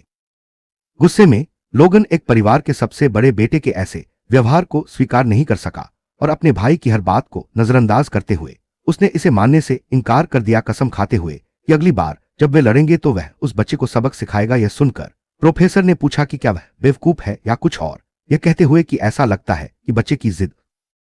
वह पूछता है कि लोगन उस लड़के में ऐसा क्या देखता है कि उसे अपमान कहता है। लोगन ही वह है जिसे पीटा गया और फिर अंत में बख्श दिया गया। फिर भी अगर लोगन इसी निष्कर्ष पर पहुंच सकता है तो उसका भाई कहता है कि वह जो चाहे कर सकता है। जैसे ही वह कमरे से निकलता है प्रोफेसर उसे याद दिलाता है कि वह शर्त पूरी करे। अब अकेले लोगन खुद को समझाता है कि वह अपने भाई से डरा नहीं था और उसने सम्मान के कारण बहस नहीं की। लोगन के साथ जादुई द्वंद्वयुद्ध से 15 मिनट पहले थोड़ा पीछे चलते हैं। रेन डेल्टन के केंद्रीय पुस्तकालय में था, जो साम्राज्य का सबसे बड़ा पुस्तकालय था। उसने सोचा कि यह अजीब था कि लिन की जीवनी और डायरी उसे सौंप दी गई थी। वह सचिव से पूछता है कि उसे अपने जैसी किताबें कहाँ मिलेंगी और अगले ही पल सचिव उसे 2 किताबें देती है, एक तीरंदाज कैस के जीवन और उपलब्धियों के बारे में और दूसरी अग्नि ड्रैगन पुजारिन फ्रेडी के बारे में। किताबों को देखते हुए उसे पुजारिन के साथ लगी शर्त याद आ जाती है। आत्मस्तुष्ट मुस्कान के साथ उसने कहा कि उन्हें इस बात पर शर्त लगानी चाहिए कि किसकी जीवनी अधिक मोटी होगी, लेकिन लिन ने उसे ऐसे देखा जैसे वह हास्यास्पद हो और पूछा कि उसे किसी ऐसे व्यक्ति द्वारा बनाई गई रैंकिंग की परवाह क्यों करनी चाहिए जिसे वह जानता भी नहीं है। भूल-भुलैया उसकी भावनाओं को ठेस पहुंचाने की कोशिश करती है और पूछती है कि क्या वह डरा हुआ है। एक बच्चे की तरह वह इस पर विश्वास कर लेता है और मान लेता है, यह कहते हुए कि परिणाम तो वैसे भी स्पष्ट था। एस्तेर जो अपनी तलवार की नोक पर एक पत्थर लगाकर अभ्यास कर रही है, मुड़कर कहती है कि उस स्थिति में वह लिन पर दांव लगा रही है। फिर पूछता है कि वह हमेशा लड़के पर ही दांव क्यों लगाती है और एस्तेर कहती है कि यह स्पष्ट विकल्प है। एस्तेर के पास जाकर लिन पूछती है कि असली वजह क्या है और मुस्कुराते हुए वह कहती है इसके कई कारण हैं। संदेह से हमारी नायिका पूछती है कि वह सवाल से क्यों बच रही है, इसलिए वह आखिरकार जवाब देती है उसके वंश के कारण उसका समय वास्तव में सीमित है और वह ज्यादा समय तक जीवित नहीं रहेगी। साथ ही कैस समूह में सबसे बड़ा था, इसलिए शायद अगला नंबर उसका। और फिर भी कुछ ज्यादा अलग नहीं था, लेकिन लिम जवान थी, इसलिए उसने कहा कि उन सब में से वही सबसे लंबे समय तक जीवित रहेगा और इसीलिए उसकी जीवनी सबसे मोटी होगी। इसलिए भले ही उन्हें नहीं पता था कि भविष्य क्या लेकर आएगा, उसे उम्मीद थी कि एक दिन उन्हें लिन की जीवनी देखने को मिलेगी। किताब हाथ में लिए लड़का सोचता है कि यह कितना विडंबनापूर्ण है, क्योंकि मरने वाला वह पहला व्यक्ति था। मन ही मन पुजारिन को जीतने पर बधाई देता है। अपने साथियों की जीवनियों को साथ साथ रखकर हमारा नायक महसूस करता है कि कैस उन सभी में सबसे मूर्ख था। तीरंदाज की किताब पढ़कर रे एक तीरंदाजी स्कूल की स्थापना और शिष्यों के एक समूह को प्रशिक्षित करने उस आदमी ने शादी की और उसके वंशज हुए। मुस्कुराते हुए लड़का मन ही मन सोचता है कि उसके दोस्तों ने सुखी जीवन जिया होगा। अग्नि ड्रैगन पुजारिन की जीवनी देखने जाते समय फ्रे को कुछ अजीब लगने लगता है। 1168 के बाद कोई रिकॉर्ड नहीं था। इसमें लिखा था कि उसने एक पुजारिन के रूप में लंबे समय तक गणतंत्र का नेतृत्व किया था, लेकिन उसके बाद कोई नहीं है। केवल वर्ष 1200 में फिर से प्रकट हुई जब चुड़ैल संघ ने आधिकारिक तौर पर उसे मृत घोषित कर दिया। लेकिन कीड़े राज करते हैं, क्योंकि किसी ऐसे व्यक्ति के लिए जो ध्यान का केंद्र बनना पसंद करता था, इस तरह चुपचाप मरना उसे शोभा नहीं देता था। फिर भी वह सोचता है कि शायद ऐसा हो सकता है, लोग बदलते हैं, है ना। वह किताब बंद कर देता है। यह तय कर है फ्रे को सबसे बेहतर जानता था और उसके लिए इस तरह का अंत असंभव था, इसलिए कुछ तो हुआ होगा। अचानक उसके मन में एक विचार आता है और वह सोचने लगता है कि शायद वह किसी और के कार्यों के कारण गायब हो गई हो। एक जादूगरनी जिसने दुनिया को बचाया चुपके से गायब हो गई, किसी को पता भी नहीं चला। तनावग्रस्त होकर वह कुछ पन्ने मोड़ देता है और सोचता है कि शायद अभी एक लड़की कहती है कि अगर वह एस्तेर के समूह के बारे में कुछ जानना चाहता है तो उसे वह किताब पढ़नी चाहिए, और वह उसे एक जीवनी देती है। वह खुशी से उसे धन्यवाद देता है, यह सोचकर कि यह एस्तेर की जीवनी है। लेकिन जब वह उसे लेता है तो उसे पता चलता है कि यह एश शेलमन टेरेना उसकी शिशा के बारे में है। इससे वह अपने विचारों में खो जाता है। जब तक वह कहता है कि कुछ नहीं है और सिफारिश के लिए उसे धन्यवाद देता है, जैसे ही वह जीवनी के पन्ने पलटता है। रेन सोचता है कि वह शरारती लड़की कब एक जादूगरनी बन गई। मेरा मतलब है, आत्माओं को नियंत्रित करने वाली जादूगरनी चुड़ैलों में सबसे ऊंचे पदों में से एक है। यह ऐसी चीज नहीं है जो कोई भी बन सकता है। इसलिए वह सोचने लगता है कि शायद वही थी जो मुक्त होने में सफल हुई थी।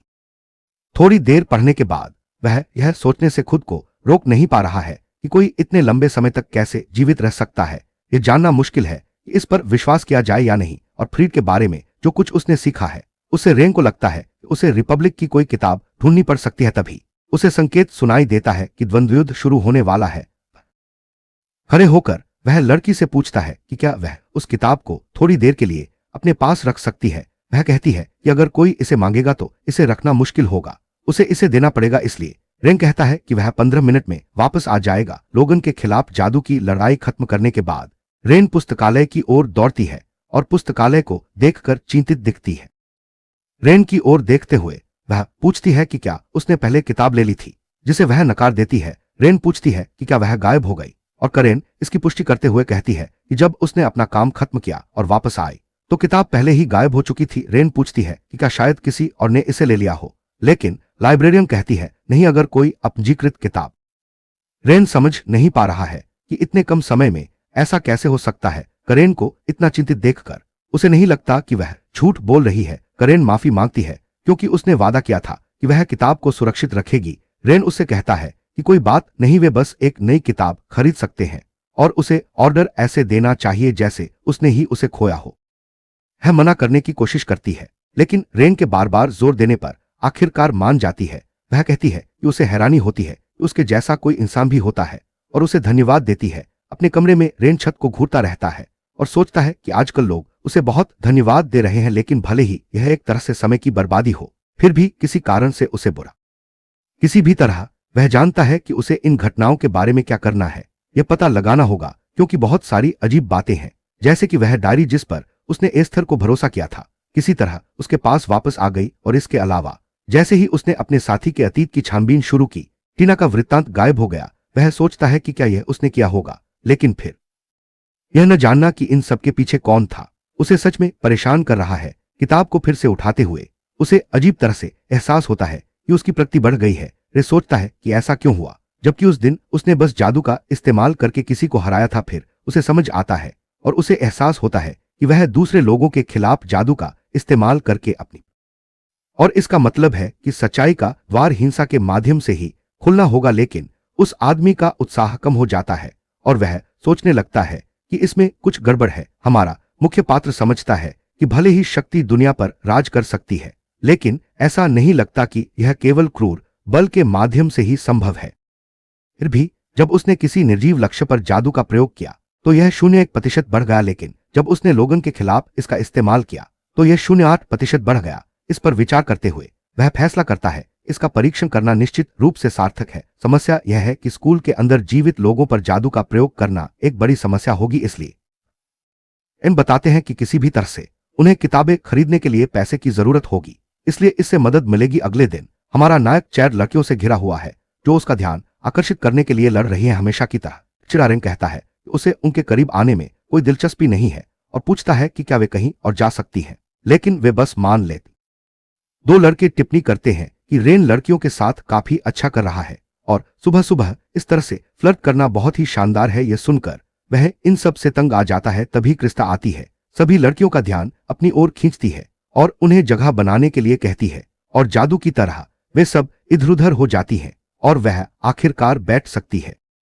रेन के कान में फुसफुसाते हुए गर्ट्रूड कहती है, शायद उसका असली उपनाम लेडी किलर होना चाहिए। ये कहते हुए वह शरारती मुस्कान के साथ चली जाती है। रेन क्रिस्टा से बात करने की कोशिश करता है, लेकिन वह गुस्से में दिखती है और उसे उससे बात न करने के लिए कहती है। रेन पूछता है क्यों, और वह अपनी बात दोहराती है, पूछती है कि क्या उसने उसे परेशान करना बंद कर। उसके मन में वह सोचता है कि क्या यह जादुई द्वंद्व के कारण है। अपनी किताब बंद करते हुए वह कहती है कि वह वास्तव में नाराज नहीं है, क्योंकि ईमानदारी से कहूं तो इसे देखना काफी संतोषजनक था। हालांकि जो बात उसे वास्तव में परेशान करती है वह यह है कि उसने अपनी शक्ति को छिपाया और कमजोर होने का नाटक किया, जबकि वह वास्तव में शक्तिशाली था। और अगर कोई शक्तिशाली, इसके अलावा उसने जो किया उसकी बदौलत अब वह आखिरकार लोगों के यह कहे बिना कि वह कमजोरों को धमका रही है, उस पर पैर रख सकती है। रेन की ओर इशारा करते हुए वह उसे तैयार होने के लिए कहती है और घोषणा करती है कि अगली बार वह उसे तब तक कुचल देगी जब तक वह धूल में न बदल जाए। उसी क्षण कक्षा में मौजूद सभी लोग क्रिस को जो करते हुए देखते हैं वह एक दूसरे को घूरते हैं और हमारी नायिका पूछती है कि क्या वह सचमुच खड़ी रहेगी, क्योंकि अगर वह ऐसा करती रही तो वह शिक्षक की कक्षा में अंक खो देगी। वह सहमत हो जाती है, बैठ जाती है और उसे आगाह करने के लिए धन्यवाद देती है। कमरे में मौजूद हर कोई देखता है कि क्रिस्टा कितनी विनम्र है। इस बीच गर्ट्रूड सोचती है कि अगर क्रिस्टा ने अपनी युद्ध घोषणा का अभ्यास कर उस सप्ताहांत केंद्रीय पुस्तकालय में लाइब्रेरियन करेन रेन को बताती है कि कुछ समस्याएं थी, इससे वह थोड़ा भ्रमित हो जाता है। यह सोचकर कि क्या हुआ, फिर वह कहती है कि टोरिना से संबंधित सभी किताबें स्टॉक से बाहर हैं। जब वह पूछता है कि क्यों, तो वह कहती है कि उसे पूरी तरह से यकीन नहीं है, लेकिन चिल्ड्रन ऑफ गोल्ड संप्रदाय की पूछताछ इकाई ने उन्हें सेंसरशिप सूची। तो वह पूछता है कि क्या इसका मतलब यह है कि जादूगर को विधर्मी घोषित कर दिया गया था, और करेन इसकी पुष्टि करती है। रेन उलझन में है क्योंकि किसी के मरने के बाद उसे विधर्मी करार देना अजीब है। वह पूछता है कि क्या करेन ने किताब पढ़ी है, और वह हाँ कहती है, क्योंकि यह किसी भी लाइब्रेरियन के लिए अनिवार्य पठन है जो इस काम को गंभीरता से लेता है। आखिरकार यह आर्क मेजलिन और फ्रे के शिष्य के बारे में है और यह कहानियों से भरा है। रेन हैरान है, सोच रही है कि क्या वे एक ही व्यक्ति के बारे में बात कर रहे हैं, और पूछती है कि क्या किताब में काले जादू के बारे में कुछ अजीब था। वह कहती है कि उसने कुछ भी असामान्य नहीं देखा और यह एक जीवनी की तरह है, और अगर ऐसा कुछ होता तो सेंसरशिप ने इसे हटा दिया होता। यह सुनकर रेन को लगता है कि इससे और भी सवाल खड़े हो जाते हैं। एक गहरी सांस लेते हुए वह कहता है कि ऐसे में उसे काला बाजार जाना पड़ेगा, जिससे रेन यह सोचकर असमंजस में पड़ जाती है कि वह क्या करने की योजना बना रहा है। वह समझाता है कि काला बाजार में कुछ भी मिल सकता है, धर्मविरोधी किताबों से लेकर रसातल में जलकर खराब हो चुके जादुई औजारों तक। करेन कहती है कि वह इस बात को लेकर चिंतित है कि यह कितना महंगा होगा, क्योंकि सेंसर की गई वस्तु जैसी कोई दुर्लभ चीज शायद बहुत महंगी होती है। रेन सोचता है कि अगर यही मुद्दा है तो उसके परिवार द्वारा किसी विधर्मी किताब के लिए धन देना जोखिम भरा होगा। लाइब्रेरियन का कहना है कि ऐसी किताब की कीमत औसतन 3 सोने के सिक्के होनी चाहिए, जो वह अपने वेतन पर। तो रेन को एहसास होता है कि सबसे पहले उसे कुछ पैसे जुटाने होंगे। वह सोचने लगता है कि क्या उसे सड़क पर जादू बेचना चाहिए या जादू प्रशिक्षक के रूप में काम करना चाहिए, लेकिन दोनों ही विकल्पों में लगने वाले समय के हिसाब से बहुत कम कमाई होती है। ऐसे क्षणों में रेन सोचता है कि एकमात्र रास्ता एक जोखिम भरी योजना है जिसमें बड़ा लाभ हो, और ठीक उसी निकास की ओर तेजी से मुड़ते हुए रेन उसे धन्यवाद देता है और कहता है कि उसने बहुत मदद की है। इससे लड़की उत्सुक हो जाती है और पूछती है कि वह कहाँ जा रहा है। रेन कहता है कि वह कुछ आजमाना चाहता है। वह स्वीकार करता है कि वह एक साहसी बनने की योजना बना रहा है ताकि इस स्थिति में फंसे रहने के दौरान वह कुछ पैसे कमा सके। उसके बारे में चिंतित करेन कहती दुखी होकर कि वह उसे रोक नहीं सकती। वह स्वीकार करती है कि उसे शर्म आती है। अगली सुबह एक अजंबी आदमी रेनविक नाम के बारे में पूछ रहा है, जो सूची में है, यह कहते हुए कि उसने टोरिना की जीवनी उधार ली है। चूंकि पहले सेमेस्टर के छात्रों को किताबें उधार लेने की अनुमति नहीं है, इसलिए वह पूछता है कि इसे किसने मंजूरी दी।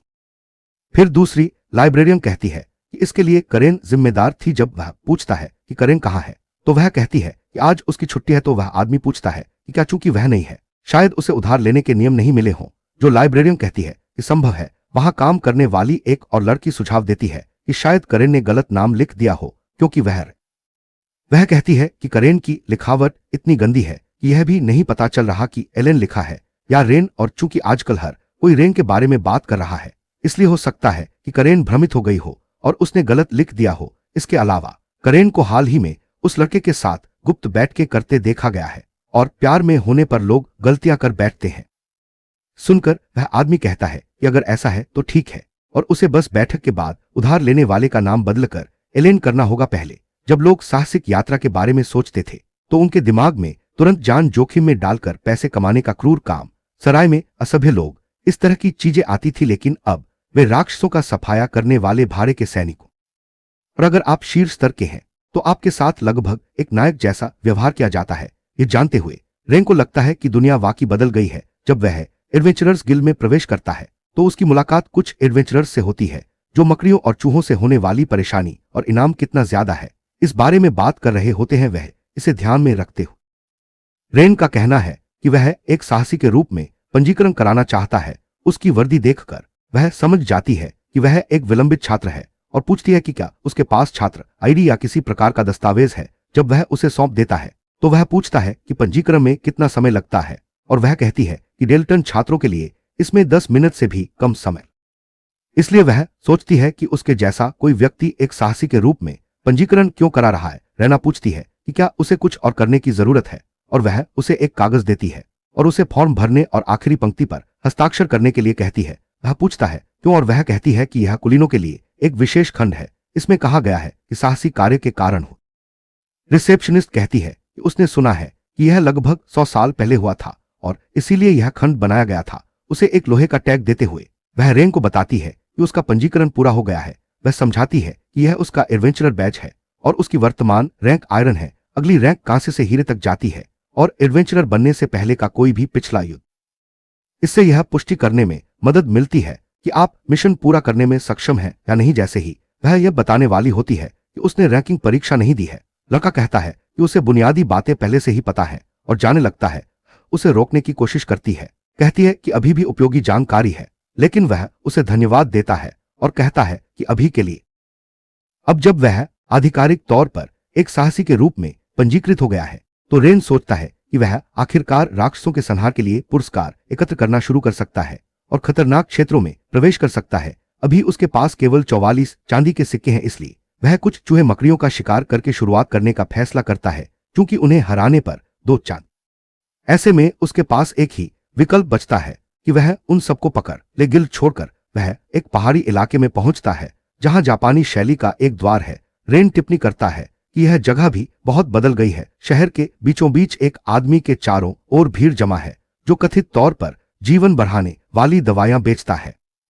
जैसे जैसे वह चलता है, लड़का सोचता है कि ड्रैगन मर गए होंगे और इसीलिए राक्षस बेकाबू हो गए हैं। जैसे ही रेन जा रहा होता है, वह आदमी उसे पुकारता है और उससे एक औषधि लेने के लिए कहता है, क्योंकि उस बिंदु के आगे बहुत सारे राक्षस हैं। लेकिन लड़का मना कर देता है। थोड़ा और चलने के बाद वह एक सीढ़ी पर पहुंचता है और महसूस करता है कि अग्नि ड्रैगन मन। सीढ़ियों को देखते हुए उसे वह समय याद आता है जब वह अपने साथियों के साथ वहां आया था। वह मन ही मन कहता है कि जादूगर का गृहनगर सुरक्षित है। अंगड़ाई लेते हुए वह कहता है कि जादूगर को ध्यान से देखना चाहिए, क्योंकि वह उस भूमि के सभी कीटों का सफाया कर रहा है। तभी लंबे हरे बालों वाली एक महिला प्रकट होती है और रेन का ध्यान आकर्षित करते हुए रेन जवाब देता है कि वह छिप नहीं रहा है। वह पूछता है कि क्या उसकी वर्दी से यह स्पष्ट नहीं है कि वह एक जादूगर है। शर्मिंदा होकर वह उससे कहती है कि बस इसे छोड़ दो। वह उससे अपने दल में शामिल होने के लिए कहती है, क्योंकि उन्हें एक जादूगर की जरूरत है। रेन यह सुनकर हैरान हो जाता है कि उसके पास एक दल है और वह रेन के पीछे खड़े एक विशालकाय आदमी की ओर। रेन पूछता है कि क्या वह मजाक कर रही है, क्योंकि चाहे वह उसे कैसे भी देखे, वह आदमी इंसान नहीं लगता। यह सुनकर महिला कहती है कि वह सभ्य हो रहा है और अपने रूपरंग के बावजूद बार्ट वास्तव में एक नरम दिल इंसान है। फिर पार्टी के प्रशिक्षु पुजारी सैमी का परिचय कराती है, जो एक शांत बच्चे जैसा लगता है और कहती है कि उससे मिलकर अच्छा लगा। अंत में लड़की अपना परिचय रेम के रूप में देती है, जो एक प्रतिभाशाली तीरंदाज है, और टीम रॉकेट की तरह पोज देते हुए वह घोषणा करती है कि वे अपना सर्वश्रेष्ठ प्रदर्शन करेंगे। रेन पूछता है कि क्या वे सच में किसी आपराधिक गिरोह की तरह दिखने वाले साहसी लोगों को भर्ती करने की कोशिश कर रहे हैं। रेम पूछती है कि वह किसे अपराधी कह रहा है और वह कहता है। उसी क्षण बार्ट गुस्से में दिखते हुए कहता है कि अगर रेन लड़ना चाहता है तो वह उसे ला सकता है, जिससे लड़का डर जाता है। लेकिन फिर कुछ अप्रत्याशित होता है। वह विशाल योद्धा जो अरिग लग रहा था रोने लगता है। रेम उसे शांत करने की कोशिश करता है, यह कहते हुए कि यह पहली बार नहीं है जब उन्हें गलत समझा गया है। अपना सिर खुजाते हुए रेन पूछता है कि सवाल से उलझन में पड़ी रेम बताती है कि उनके लिए पद का कोई महत्व नहीं है, वे लोगों को देखकर ही परख सकते हैं। मुस्कुराते हुए वह कहती है कि वह काफी ताकतवर दिखता है। यह रवैया रेन को उसकी पुरानी साथी एस्थर की याद दिलाता है। वह यह भी कहती है कि बार नहीं चाहता था कि रेन राक्षसों से भरे पहाड़ी रास्ते पर अकेले जाए। सैमी आगे कहते हैं कि युवा छात्र अक्सर उस क्षेत्र में पैसे कमाने की कोशिश में दुर्घटनाओं का शिकार हो जाते हैं। समूह का कहना है कि वे उसे किसी भी चीज के लिए मजबूर नहीं करना चाहते और उसे सावधान रहने के लिए कहते हैं अगर वह अकेले जाना चाहता है। थोड़ी देर सोचने के बाद रेन उन्हें सलाह के लिए धन्यवाद देता है, लेकिन यह कहते हुए चला जाता है कि वह आप भरते हुए पार्टी नेता कहती हैं कि यह शर्म की बात है, लेकिन वे कुछ नहीं कर सकते। फिर भी वह कहती है कि वह ठीक हो जाएगा। बार्ट से कहती है कि वह इतनी चिंता न करे। जैसे ही रेन चली जाती है, रेम कहती है कि उन्हें चूहे की मकड़ियों का शिकार शुरू कर देना चाहिए क्योंकि उसने पहले ही उनका आवाज ढूंढ लिया है। तभी कोई उसके कंधे पर थपथ पाता है जिससे उस यह रेन है जो पसीना बहा रहा है और अपना परिचय दे रहा है। वह कहता है कि वह पार्टी में शामिल होने के लिए उपलब्ध है और उस समूह के साथ रेन चूहे मकड़ियों को खत्म करने के लिए निकल पड़ता है कहीं और। हम मकड़ियों को खाते हुए देखते हैं। जंगल के बीच में एक चूहे मकड़ी पेड़ की शाखाओं को चबा रही है। तभी उसे कुछ सुनाई देता है। रेन का समूह सोच रहा है कि क्या चूहे जैसी मकड़ियां सच में मौजूद हैं, क्योंकि उन्होंने उन्हें वहां आसपास कहीं नहीं देखा है। बार्ट ने पूछा कि क्या बच्चे को कोई आपत्ति नहीं होगी अगर वे भविष्यवक्ताओं को बराबर बांट ले, और बच्चे ने कहा कि यह उचित लगता है। उन्होंने पूछा कि क्या यह रेन का पहला साहसिक कार्य है और क्या वह जानता है कि वे चूहे जैसी चीजें कैसी होती हैं बच्चों।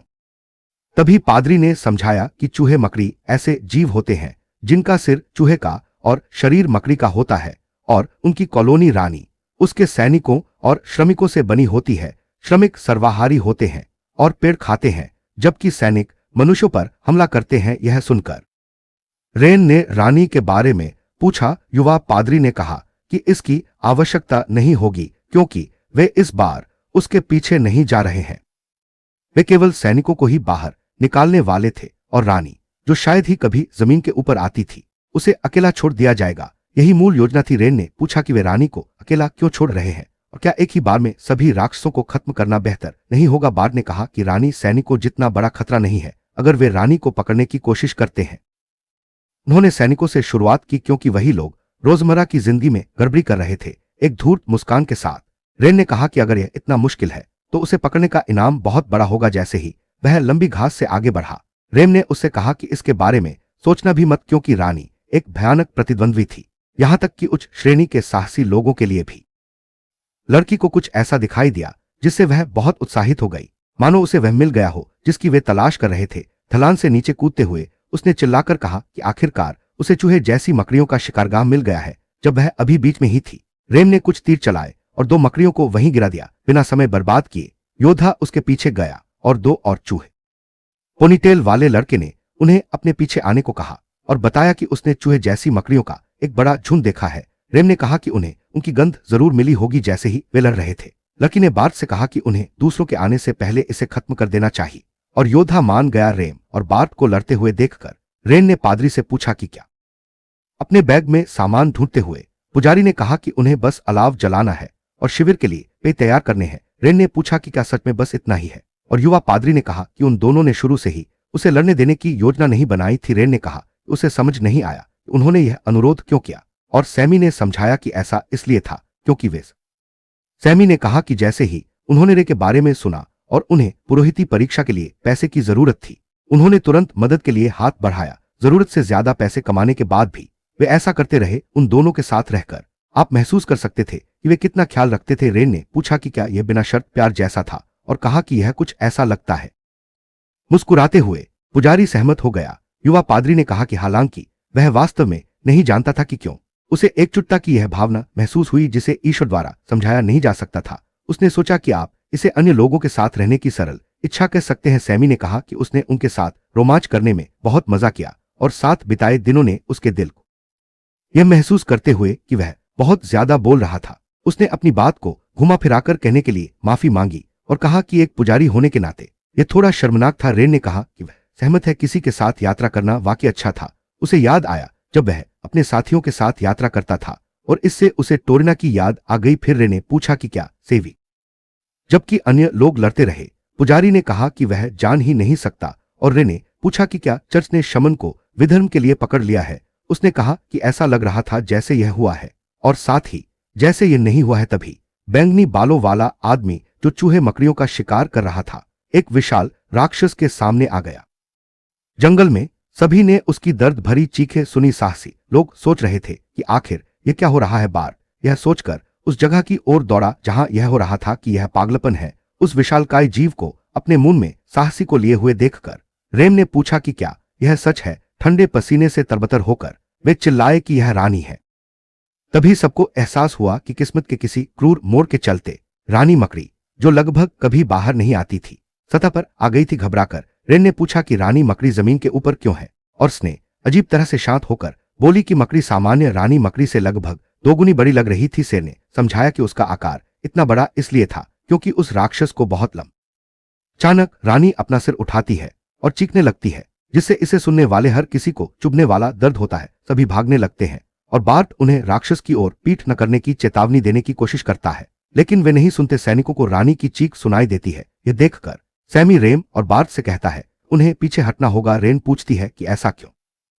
क्योंकि जब रानी आती है तो चूहे मकड़ी छह छह के झुंड में इकट्ठा हो जाते हैं, इसलिए नौसिखिए उन्हें हराने के लिए काफी नहीं होते। तभी चूहे मकड़ी वहां मौजूद सभी साहसी लोगों पर हमला करना शुरू कर देते हैं, जिसमें रेम भी शामिल है। वह अपना बचाव करती है और एक चूहे को भी मारती है जो दूसरे साहसी पर हमला करने वाला था। बार्ट रेम को याद दिलाता है। रेम कहती है कि वह जानती है। बाकी दोनों को देखते हुए नेता पुजारी को नौसिखियों का ख्याल रखने के लिए कहता है और रेन से पादरी की रक्षा करने के लिए कहता है। एक साथ 4 तीरों का उपयोग करते हुए हरे बालों वाली लड़की उन्हें रानी पर पूर्ण कौशल से दागती है। यह देखकर नायक को एहसास होता है कि यह काइज की तकनीक है, एक साथ सटीक निशाना। कई चूहे मकड़ियां तीरंदाज पर टूट पड़ती हैं, लेकिन बार्ट अपनी कुल्हाड़ी से उन्हें रोककर उसकी रक्षा करता है। योद्धा रानी पर हमला करता है और एक छलांग के बाद अपनी कुल्हाड़ी उसमें गाड़ देता है। इसे देखकर साहसी लोग खुशी से चिल्लाते हैं कि उन्हें रानी मिल गई, लेकिन तभी खून में से काली स्याही जैसी कोई चीज निकलती है। इसे देखकर नायक उसे इससे दूर रहने के लिए कहता। बार्ट पीछे की ओर कूदता है और ठीक उसी क्षण तरल पदार्थ बाहर निकलता है। हर कोई सोचता है कि यह क्या है, क्योंकि यह जीवित जैसा दिखता है। रानी, जो पराजित लग रही थी, अपने सिर से कुल्हाड़ी निकालती है और उसे फेंक देती है। तभी बार्ट को एहसास होता है कि कुल्हाड़ी पिघल गई है। फिर रानी अपनी आंखें निकालने लगती है और उनकी जगह नई आंखें उगा लेती है। अचानक वह बार्ट की ओर मुड़ती है, जो उसके ठीक सामने जम गया है, कुछ सैनिकों को गिराते हुए। रेम सोचती है कि यह वाकई बुरा है। बार्ट को पुकारते हुए वह उसे भागने के लिए कहती है, लेकिन वह लकवाग्रस्त है और उस जीव द्वारा उसकी बांह काटे जाने के अलावा कुछ नहीं कर सकता। अपने साथी को पीड़ित देखकर रेम उस पर हमला करने वाले सैनिकों को अनदेखा करती है और की कंपटी पर तीर चलाते हुए रेम पूछती है कि क्या वह उसे अनदेखा करती रहेगी।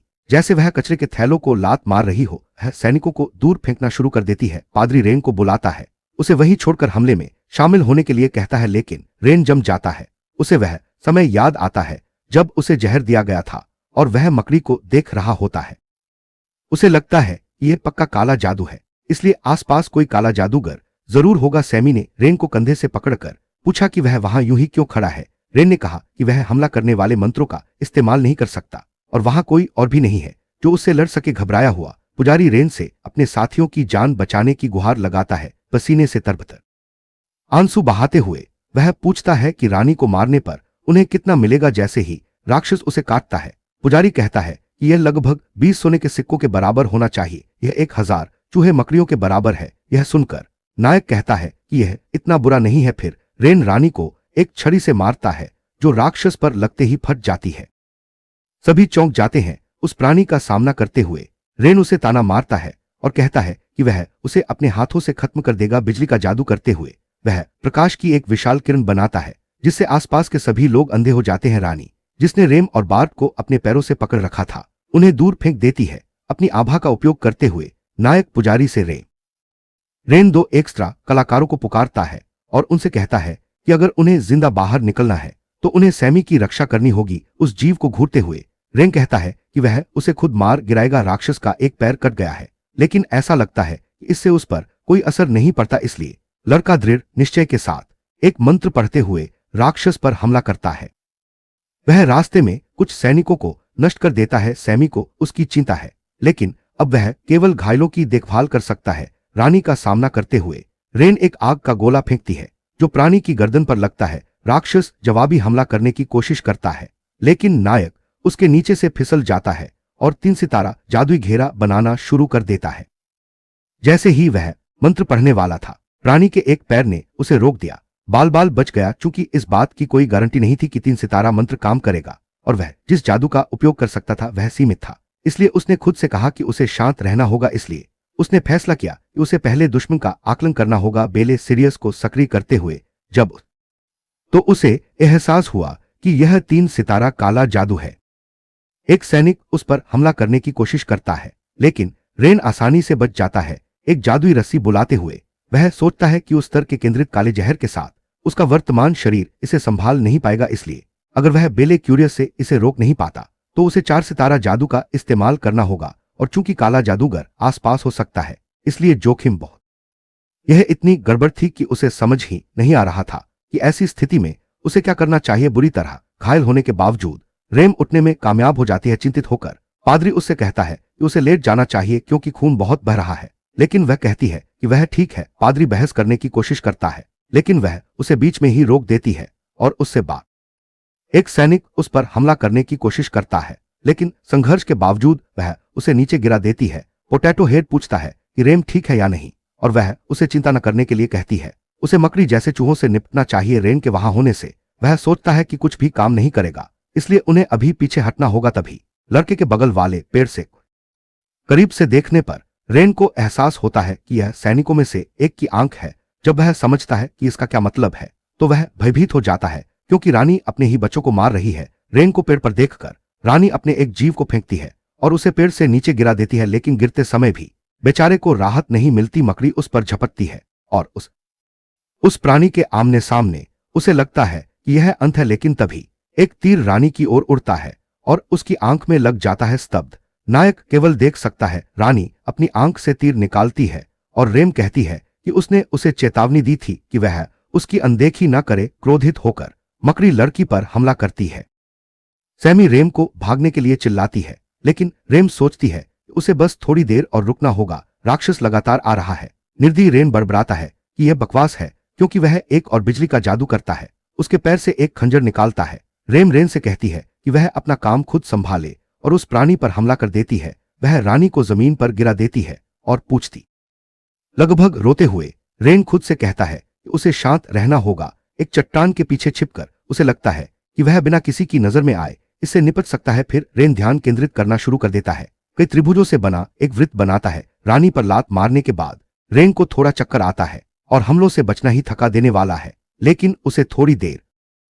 लेकिन अचानक उसके आसपास सब कुछ धुंधला हो जाता है और वह एक पल भी बर्बाद किए बिना बेहोश हो जाती है। रानी उसे दूर फेंक देती है। पादरी उसकी मदद करने की कोशिश करता है लेकिन उसे उस अतिरिक्त व्यक्ति द्वारा रोक दिया जाता है जिसे उसकी रक्षा करनी चाहिए। इस बीच रेन अभी भी चट्टान के पीछे अपने मंत्र पर ध्यान केंद्रित करता रहता है। अतिरिक्त व्यक्ति पर हमला कर मंत्र पूरा करने में लगने वाले अथक प्रयास से नायक खून थूकता है। जैसे ही रानी रेम को खत्म करने वाली होती है पुजारी प्रकट होता है और अपनी बाहों में एक लड़की के साथ वार से बच जाता है। इससे सभी चौंक जाते हैं, यहां तक कि वह प्राणी भी जिसकी आंखें चौड़ी हो जाती हैं। रेम पूछती है कि सैमी क्या सोच रहा है, कि वह क्या कर रहा है। उसे कमीज से पकड़कर वह इसलिए उसे लापरवाह हरकतें करना बंद करना होगा। वह माफी मांगती है और पादरी के कंधे पर हाथ रखकर कहती है कि जब वे वापस आएंगे तो उसे एक पश्चाताप पत्र लिखना होगा। वह सहमत हो जाता है और दोनों रानी का सामना करते हुए वह उससे कहती है कि उसे तैयार रहना चाहिए। रानी हमला करने वाली है और दोनों इसके लिए खुद को तैयार कर लेते हैं, लेकिन तभी कुछ अप्रत्याशित घटित होता है। रेन का मंत्र अंततः तैयार हो जाता है। वह एक विशाल अग्निगोला छोड़ता है जिससे वह प्राणी नष्ट हो जाता है। वह मंत्र त्रिभुजों की 4 परतों से बना था। उस मंत्र के लिए प्रयुक्त प्रतीक थे कोण, नियम, बंधन और अंत में विक्षेपण। फिर उसे हल करने के लिए गणितीय गणना में 14 बहुपद और 7 परिमेय फलन शामिल थे। निर्देशांक समीकरण की गणना शक्ति समीकरण की गणना के साथ पूरी हो गई। फिर वह अंतिम वृत्त को सक्रिय करता है जिससे आग का एक स्तंभ बनता है जो अंततः रानी को जलाकर राख कर देता है। सभी लोग लपटों से खुद को बचाने के लिए झुक जाते हैं और जब वे ऊपर देखते हैं तो वे देखते हैं कि रानी मूल रूप से कोयले में बदल गई है। एक चट्टान से टेक लगाकर रेन टिप्पणी करता है कि वह कितना दयनीय था। आखिरकार अपने पिछले जीवन में वह बिना किसी समस्या के लगातार 7 बार वह जादू कर सकता था। हवा के साथ रानी की राख हवा में बिखर गई। मकड़ी चूहे जो एक क्षण पहले उग्र दिख रहे थे अब डरे हुए खरगोशों की तरह दिख रहे थे। साहसी लोग देखते हैं और कहते हैं कि वे उन्हें भागने नहीं दे सकते। सब कुछ खत्म होने के बाद पुजारी बार्क के पास दौड़ता है जो जमीन पर पड़ा है। रानी के बचे हुए हिस्से को देखकर रेम सोचती है कि कैसे उस भयानक प्राणी ने उसे एक ही वार में मार गिराया। जैसे ही पादरी बार्क के पास पहुंचता है वह कहता है कि वह उसे ठीक करने जा रहा है और रेम कहती है वह पूछती है कि योद्धा कैसा है और सैमी कहता है कि आंत मजबूत है इसलिए वह ज्यादा परेशानी के बिना ठीक हो जाएगा। रेम को देखकर बार्क माफी मांगता है और पूछता है कि क्या वह ठीक है। वह कहती है कि उसे जरूरी इलाज मिल गया है इसलिए वह ठीक हो जाएगी और उसे चिंता नहीं करनी चाहिए। आखिरकार उस लड़ाई में वे बस बदकिस्मत थे। वह आगे कहती है कि यह अजीब है कि रानी के पास इस तरह का पुनर्जीवन था, क्योंकि गिल्ड डेटाबेस में इसके बारे में कुछ भी नहीं है, लेकिन फिर भी लड़के उसे एक ही वार में गिराने में कामयाब रहे। जैसे ही रात होती है, समूह रेन की मदद के लिए दौड़ता है। जादूगर कहता है कि बच्चे की हालत माना ओवरलोड के कारण है। अगर ऐसा है तो रेम कहती है कि उसने शायद उस आखिरी। सैमी कहती है कि उन्हें इस बारे में बाद में बात करनी चाहिए, अभी उन्हें उसे बचाने पर ध्यान केंद्रित करने की जरूरत है, और वह सहमत हो जाती है। इस बीच रेन बेहोश उस समय की यादों में खो जाता है जब वह अभी भी लिन था, अपने साथियों से घिरा हुआ। वह अनुरोध करता है कि उसे आधिकारिक तौर पर हीरो पार्टी के सदस्य के रूप में दर्ज न किया जाए, और इसकी सूचना उनके एक बुजुर्ग व्यक्ति कहता है कि उसे समझ नहीं आता कि लड़का ऐसा क्यों पूछेगा, क्योंकि यह कुछ ऐसा था जो महाराज ने मानवता के लिए समर्पित लोगों को सम्मानित करने के लिए तैयार किया था। एस्तेर पूछती है कि क्या वह उनसे नफरत करता है या कुछ और कहती है कि क्या वह फिर से मजाक कर रहा है, उसे उपद्रवी कहना बंद करना होगा। भ्रमित होकर नायक कहता है।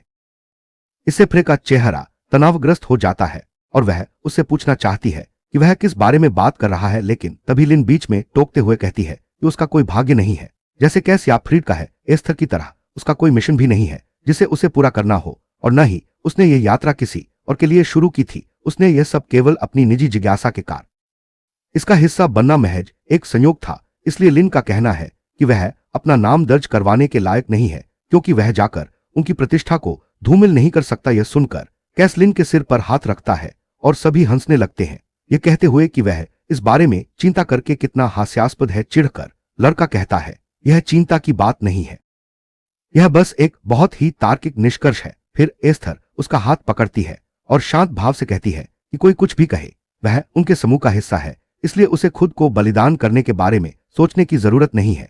उसे बस वही करना चाहिए जो उसे सबसे अच्छा लगता है। आखिरकार वह दुनिया उसे पहले से ही हीरो पार्टी के प्रमुख जादूगर के रूप में पहचानती है।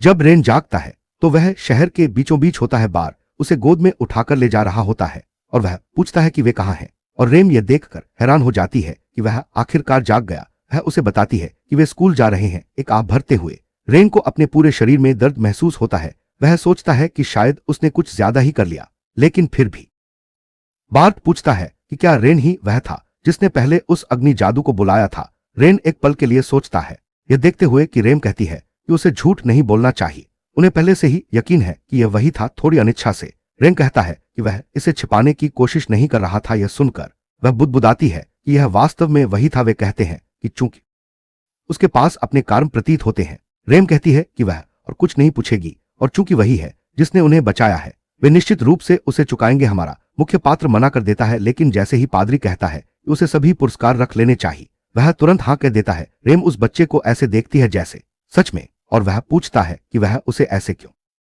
वह मान जाती है, लेकिन कहती है कि उसे उम्मीद थी कि वह कहेगा कि वह इनाम उन सभी को समर्पित करेगा जिन्होंने कड़ी मेहनत की और इसे निष्पक्ष रूप से बांटेगा। रेन कहती है कि वह कुछ ज्यादा ही सपने देख रही है, इसलिए सब लोग इस पर हंसने लगते हैं। वह आदमी मानता है कि वह बस मजाक कर रहा था और कहता है कि उसके लिए 5 सोने के सिक्के काफी हैं, लेकिन बार्ट कहता है कि यह उचित ही है। रेन बहस करने की कोशिश करता है, लेकिन रेम उन्हें बीच में ही रोक देती है और सुझाव देती है कि लड़के को अपने संपर्कों का इस्तेमाल करके इसे एक अवसर में बदलना चाहिए। वह उससे पूछती है कि वह क्या सोचता है, और वह सहमत होते हुए कहता है कि यह एक अच्छा विचार है। फिर पादरी पूछता है कि क्या उसने पहले टीना के बारे में नहीं पूछा था। हमारा नायक हाँ कहता। रेन मुस्कुराते हुए रेम के समूह को अलविदा कहता है, लेकिन सबके चले जाने के बाद उसका चेहरा गंभीर हो जाता है और वह सोचता है कि लगता है कि वह लड़की सचमुच काले जादू में उलझ गई है। पुस्तकालय में रेन अपनी ठुड्डी हाथ पर टिकाकर एक किताब के पन्ने पलटता है। वह उसे बंद कर देता है, यह सोचते हुए कि टोरिना के काले जादू में शामिल होने का कोई जिक्र नहीं था। अपने हाथों में किताब को घूरते हुए उसे एक और फ्लैशबैक आता है जब वह अभी भी लिन था। लिन एक वार आउट किताब को एक तरफ फेंक देता है। अपनी छड़ी को पकड़े हुए लड़का एक ऐसी जगह की ओर बढ़ता है जो खाई में नीचे एक पंक्तिबद्ध गांव में खंडहर में तब्दील हो गई थी। दलदल में आधा डूबे एक परित्यक्त घर के अंदर उन्हें टोरिना मिली। उस समय वह 7 साल की थी। अपनी उंगलियों के एक झटके से लिन लकड़ी के टुकड़ों और फटे हुए किताब के पन्नों से एक अस्थायी अलाव बनाता है। वह कहता है कि वह काम कर देगी। फिर लड़की को खांसी आने लगती है। लिन मुड़ता है और धीरे धीरे उसके पास जाता है। टेरिना डरी हुई दिखती है और लिन अपने बैग से कुछ निकालता है। जब उसे पता चलता है कि यह खाना है तो उसका डर गायब हो जाता है। रोटी आगे बढ़ाते हुए वह पूछता है कि क्या वह खाना चाहती है। वह उससे कहता है कि चिंता न करे, इसमें कोई जहर या कुछ भी नहीं है। बाकी समूह पास आता है और लिन पूछती है कि क्या वह नहीं खाएगी, यह कहते हुए कि उसके पास देने के लिए बस यही है, लेकिन वह चुप रहती है और लिन आप भरती है। यह सुनकर लिन पूछता है कि क्या उसके गांव का बाहरी दुनिया से कोई संपर्क था। वह कहती है कि उसे वास्तव में नहीं पता और लिन खड़ा हो जाता है और कहता है कि वह समझ गया, उसे तो पता भी नहीं था कि ऐसा कोई गांव भी मौजूद है। लेकिन वह कहता है कि शायद अब वही अकेली है जिसे वह गांव और उसके लोग याद हैं। वह कहता है कि यह बहुत अकेलापन भरा लगता है, एक ऐसा जीवन जिसे कोई याद नहीं रखता। फिर वह पूछता है कि क्या वह इससे ठीक है, क्योंकि अगर वह मर जाती है तो वह जगह बिना किसी निशान के गायब हो जाएगी। लगभग रोते हुए टीना उसके कपड़े पकड़ लेती है और कहती है कि वह ऐसा नहीं चाहती। लिन पास आती है और कहती है ऐसे में उसे खाना चाहिए, वह उसे रोटी सिर्फ वही कर सकती है। फिर वह लड़की ऐसे खाने लगती है जैसे उसकी जान उसी पर निर्भर हो, क्योंकि सचमुच ऐसा ही है। खाते खाते उसकी आंखों से आंसू बहने लगते हैं और उस दिन से टोरिना हर जगह उसके पीछे पीछे चलने लगती है। बच्ची में जादू की प्रतिभा है, लेकिन रेंग कहता है कि उसका इरादा उसे कोई महान जादूगरनी बनाने का नहीं था, उसने उसे सिर्फ वही मंत्र सिखा। अंततः जब वे अलग हो गए तब भी वह हमेशा लगन से सीखती रही, कभी शिकायत नहीं करती थी। उन्होंने जल जादू से छोटी आग बुझाने और पृथ्वी जादू से लोगों को गिरने से बचाने का अभ्यास किया। हर मंत्र दूसरों की मदद के लिए था। अलाव के चारों ओर बैठे हुए फ्रेडी पूछता है कि क्या लिन को छोटे बच्चों को पढ़ाने में रुचि है, और एस्तर पूछती है कि क्या यह सच है। उनसे कुछ ऐसा कहने को कहता है जिसका वास्तव में कोई मतलब हो। लड़की को जादू का अभ्यास करते हुए देखकर वह सोचता है कि वह जो महसूस कर रहा है सहानुभूति है या करुणा। शायद वह उससे जुड़ाव महसूस करता है, क्योंकि उसकी स्थिति कुछ हद तक उसके अतीत जैसी है। टीना को चर्च में छोड़ने का दिन आ जाता है, हालांकि उसका चेहरा उदास है, फिर भी वह आश।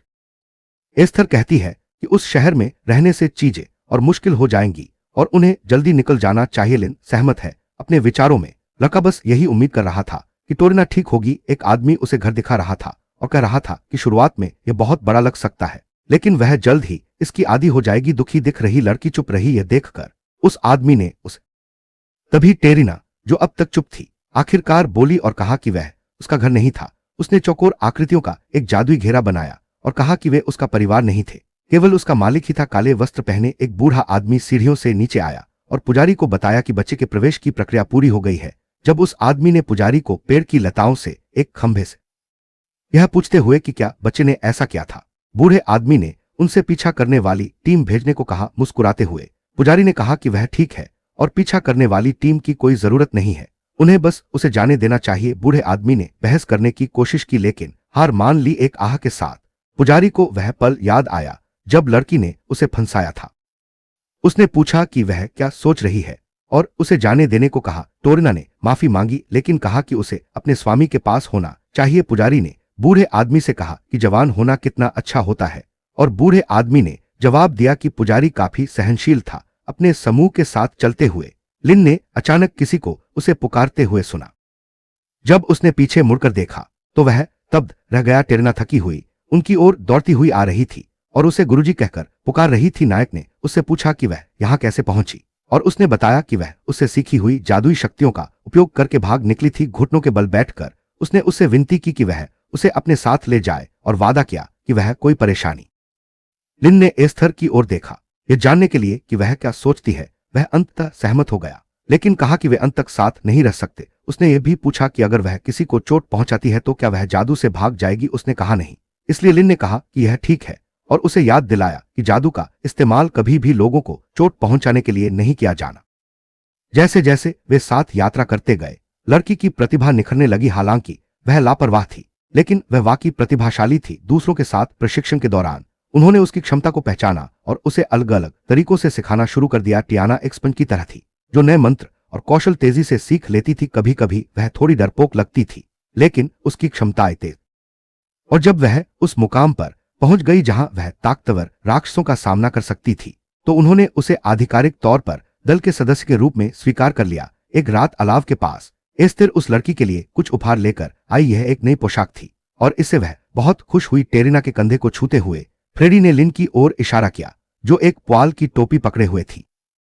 लड़की ने सोचा कि यह उसके लिए एक उपहार है, लेकिन लिन ने इसे वापस खींच लिया और कहा कि यह उसके लिए है। रसातल की लड़ाई के दौरान जैसे जैसे यात्रा अंक के करीब पहुंचती गई वह इतनी मजबूत हो गई कि वह वास्तव में मदद कर सके। एक रूम केबिन में लिन ने उससे कहा कि उसे वहीं रहना होगा, लेकिन उसने मदद करने पर जोर दिया, यह कहते हुए कि वह जानता है कि वह एस्थर आ गई और उसने कहा कि वह लिन से सहमत है। वे टोरिना को अपने साथ नहीं ले जा सकते थे। लड़की ने दल के अन्य सदस्यों को कुछ कहने के लिए पुकारा, लेकिन वे दोनों चुप रहे। दुख की बात है, उसने कहा कि वे इतने लंबे समय से साथ थे, क्या वे सच में अब उसे पीछे छोड़ने की योजना बना रहे थे? लिन ने कहा कि वह अभी भी नहीं थी और जिस दुश्मन का वे सामना कर। इसके अलावा उन्होंने यह यात्रा केवल 4 लोगों के रूप में शुरू की थी, इसलिए इसे पूरा करने वाले भी 4 ही होने चाहिए। उसके बालों को सहलाते हुए लिन ने उससे कहा कि चिंता न करो, वे निश्चित रूप से वापस आएंगे और फिर वह उसे और जादू सिखाएगा। उसने अपने आंसू रोक लिए और कहा कि वह उनका इंतजार करती रहेगी। लिन मुस्कुराई और वे बाहर चले गए और इस तरह उसके साथ उनके रोमांच का अंत हो गया। रेन को इनमें से कुछ भी समझ में नहीं आया, क्योंकि वह लड़की जल्द ही काले जादू में उलझ जाएगी। यह संदिग्ध था कि टोरिना से संबंधित किताबें अचानक सेंसरशिप सूची में आ गई थीं। रेन ने किताब खोली और रूरियन ने उसे अपने माथे पर रखा और बताया कि उसकी शोध प्रगति 37 से आगे बढ़ गई है। 9% से 39% तक वह खुश है, लेकिन यह अजीब है कि चूहे जैसी मकड़ियों को खत्म करने से केवल 2% की ही बढ़ोतरी हुई है, इसलिए उसे लगता है कि अभी उसे बहुत लंबा रास्ता तय करना है। किताब के आखिरी पन्ने पर लिन का चित्र बना है, ठीक उसके नीचे लड़की ने उसे दुनिया का सबसे अद्भुत गुरु बताया था। यह देखकर रेन मुस्कुरा उठता है। वह उसके बारे में कुछ कहने ही वाला था, लेकिन फिर अचानक मुस्कान गायब हो गई। जिस जगह चूहे मकड़ियों के खिलाफ लड़ाई हुई थी, उस जगह पर सूरज उग रहा था। हरे वस्त्र पहने लोग नाराज दिख रहे थे। उनका कहना था कि उन्हें लगता है कि इससे सुनहरे बच्चे आकर्षित हो सकते हैं और साहसी लोगों की संख्या कम हो सकती है, क्योंकि लपटों की गर्मी अभी भी थी और विस्फोट के दायरे के कारण। किसी और का मानना है कि यह कम से कम 4 सितारा मंत्र होना चाहिए, और अगर जिन लोगों से उन्होंने पूछताछ की उनकी बात सच थी, तो इसका मतलब है कि साहसी रेम और बार्ट वहां थे। अधिक अधीर बदमाश व्यक्ति बदला लेने की कसम खाता है, लेकिन शांत व्यक्ति कहता है कि इससे सुनहरे बच्चों का ध्यान आकर्षित होगा। फिर दूसरा कहता है कि उन्हें बस यह सुनिश्चित करना होगा कि वे पकड़े न जाए। शांत स्वभाव वाला कहता है कि बदला लेने से पहले और भी जरूरी काम है, और उग्र स्वभाव वाला पूछता है कि वे क्या होंगे, तो शांत स्वभाव वाला कहता है कि उन्हें पहले टोरिना को सूचित करना चाहिए जब वह स्कूल पहुंचता है। क्लब रूम के ठीक सामने नायक का स्वागत 2 छात्र करते हैं। वह कहता है कि वह ठीक है और उन्हें चिंता नहीं करनी चाहिए। कमरे के सामने क्लब लीडर कहता है कि वे शुरू करने वाले हैं और सभी को बैठने के लिए कहता है। साथ ही यह भी कहता है कि सदस्यों की संख्या बहुत बढ़ गई है। वह व्यक्ति अपना परिचय जोन के रूप में देता है, जो स्थानीय विकास जादू क्लब का अध्यक्ष है, और कहता है कि उसने ईमानदारी से इतने लोगों की उम्मीद नहीं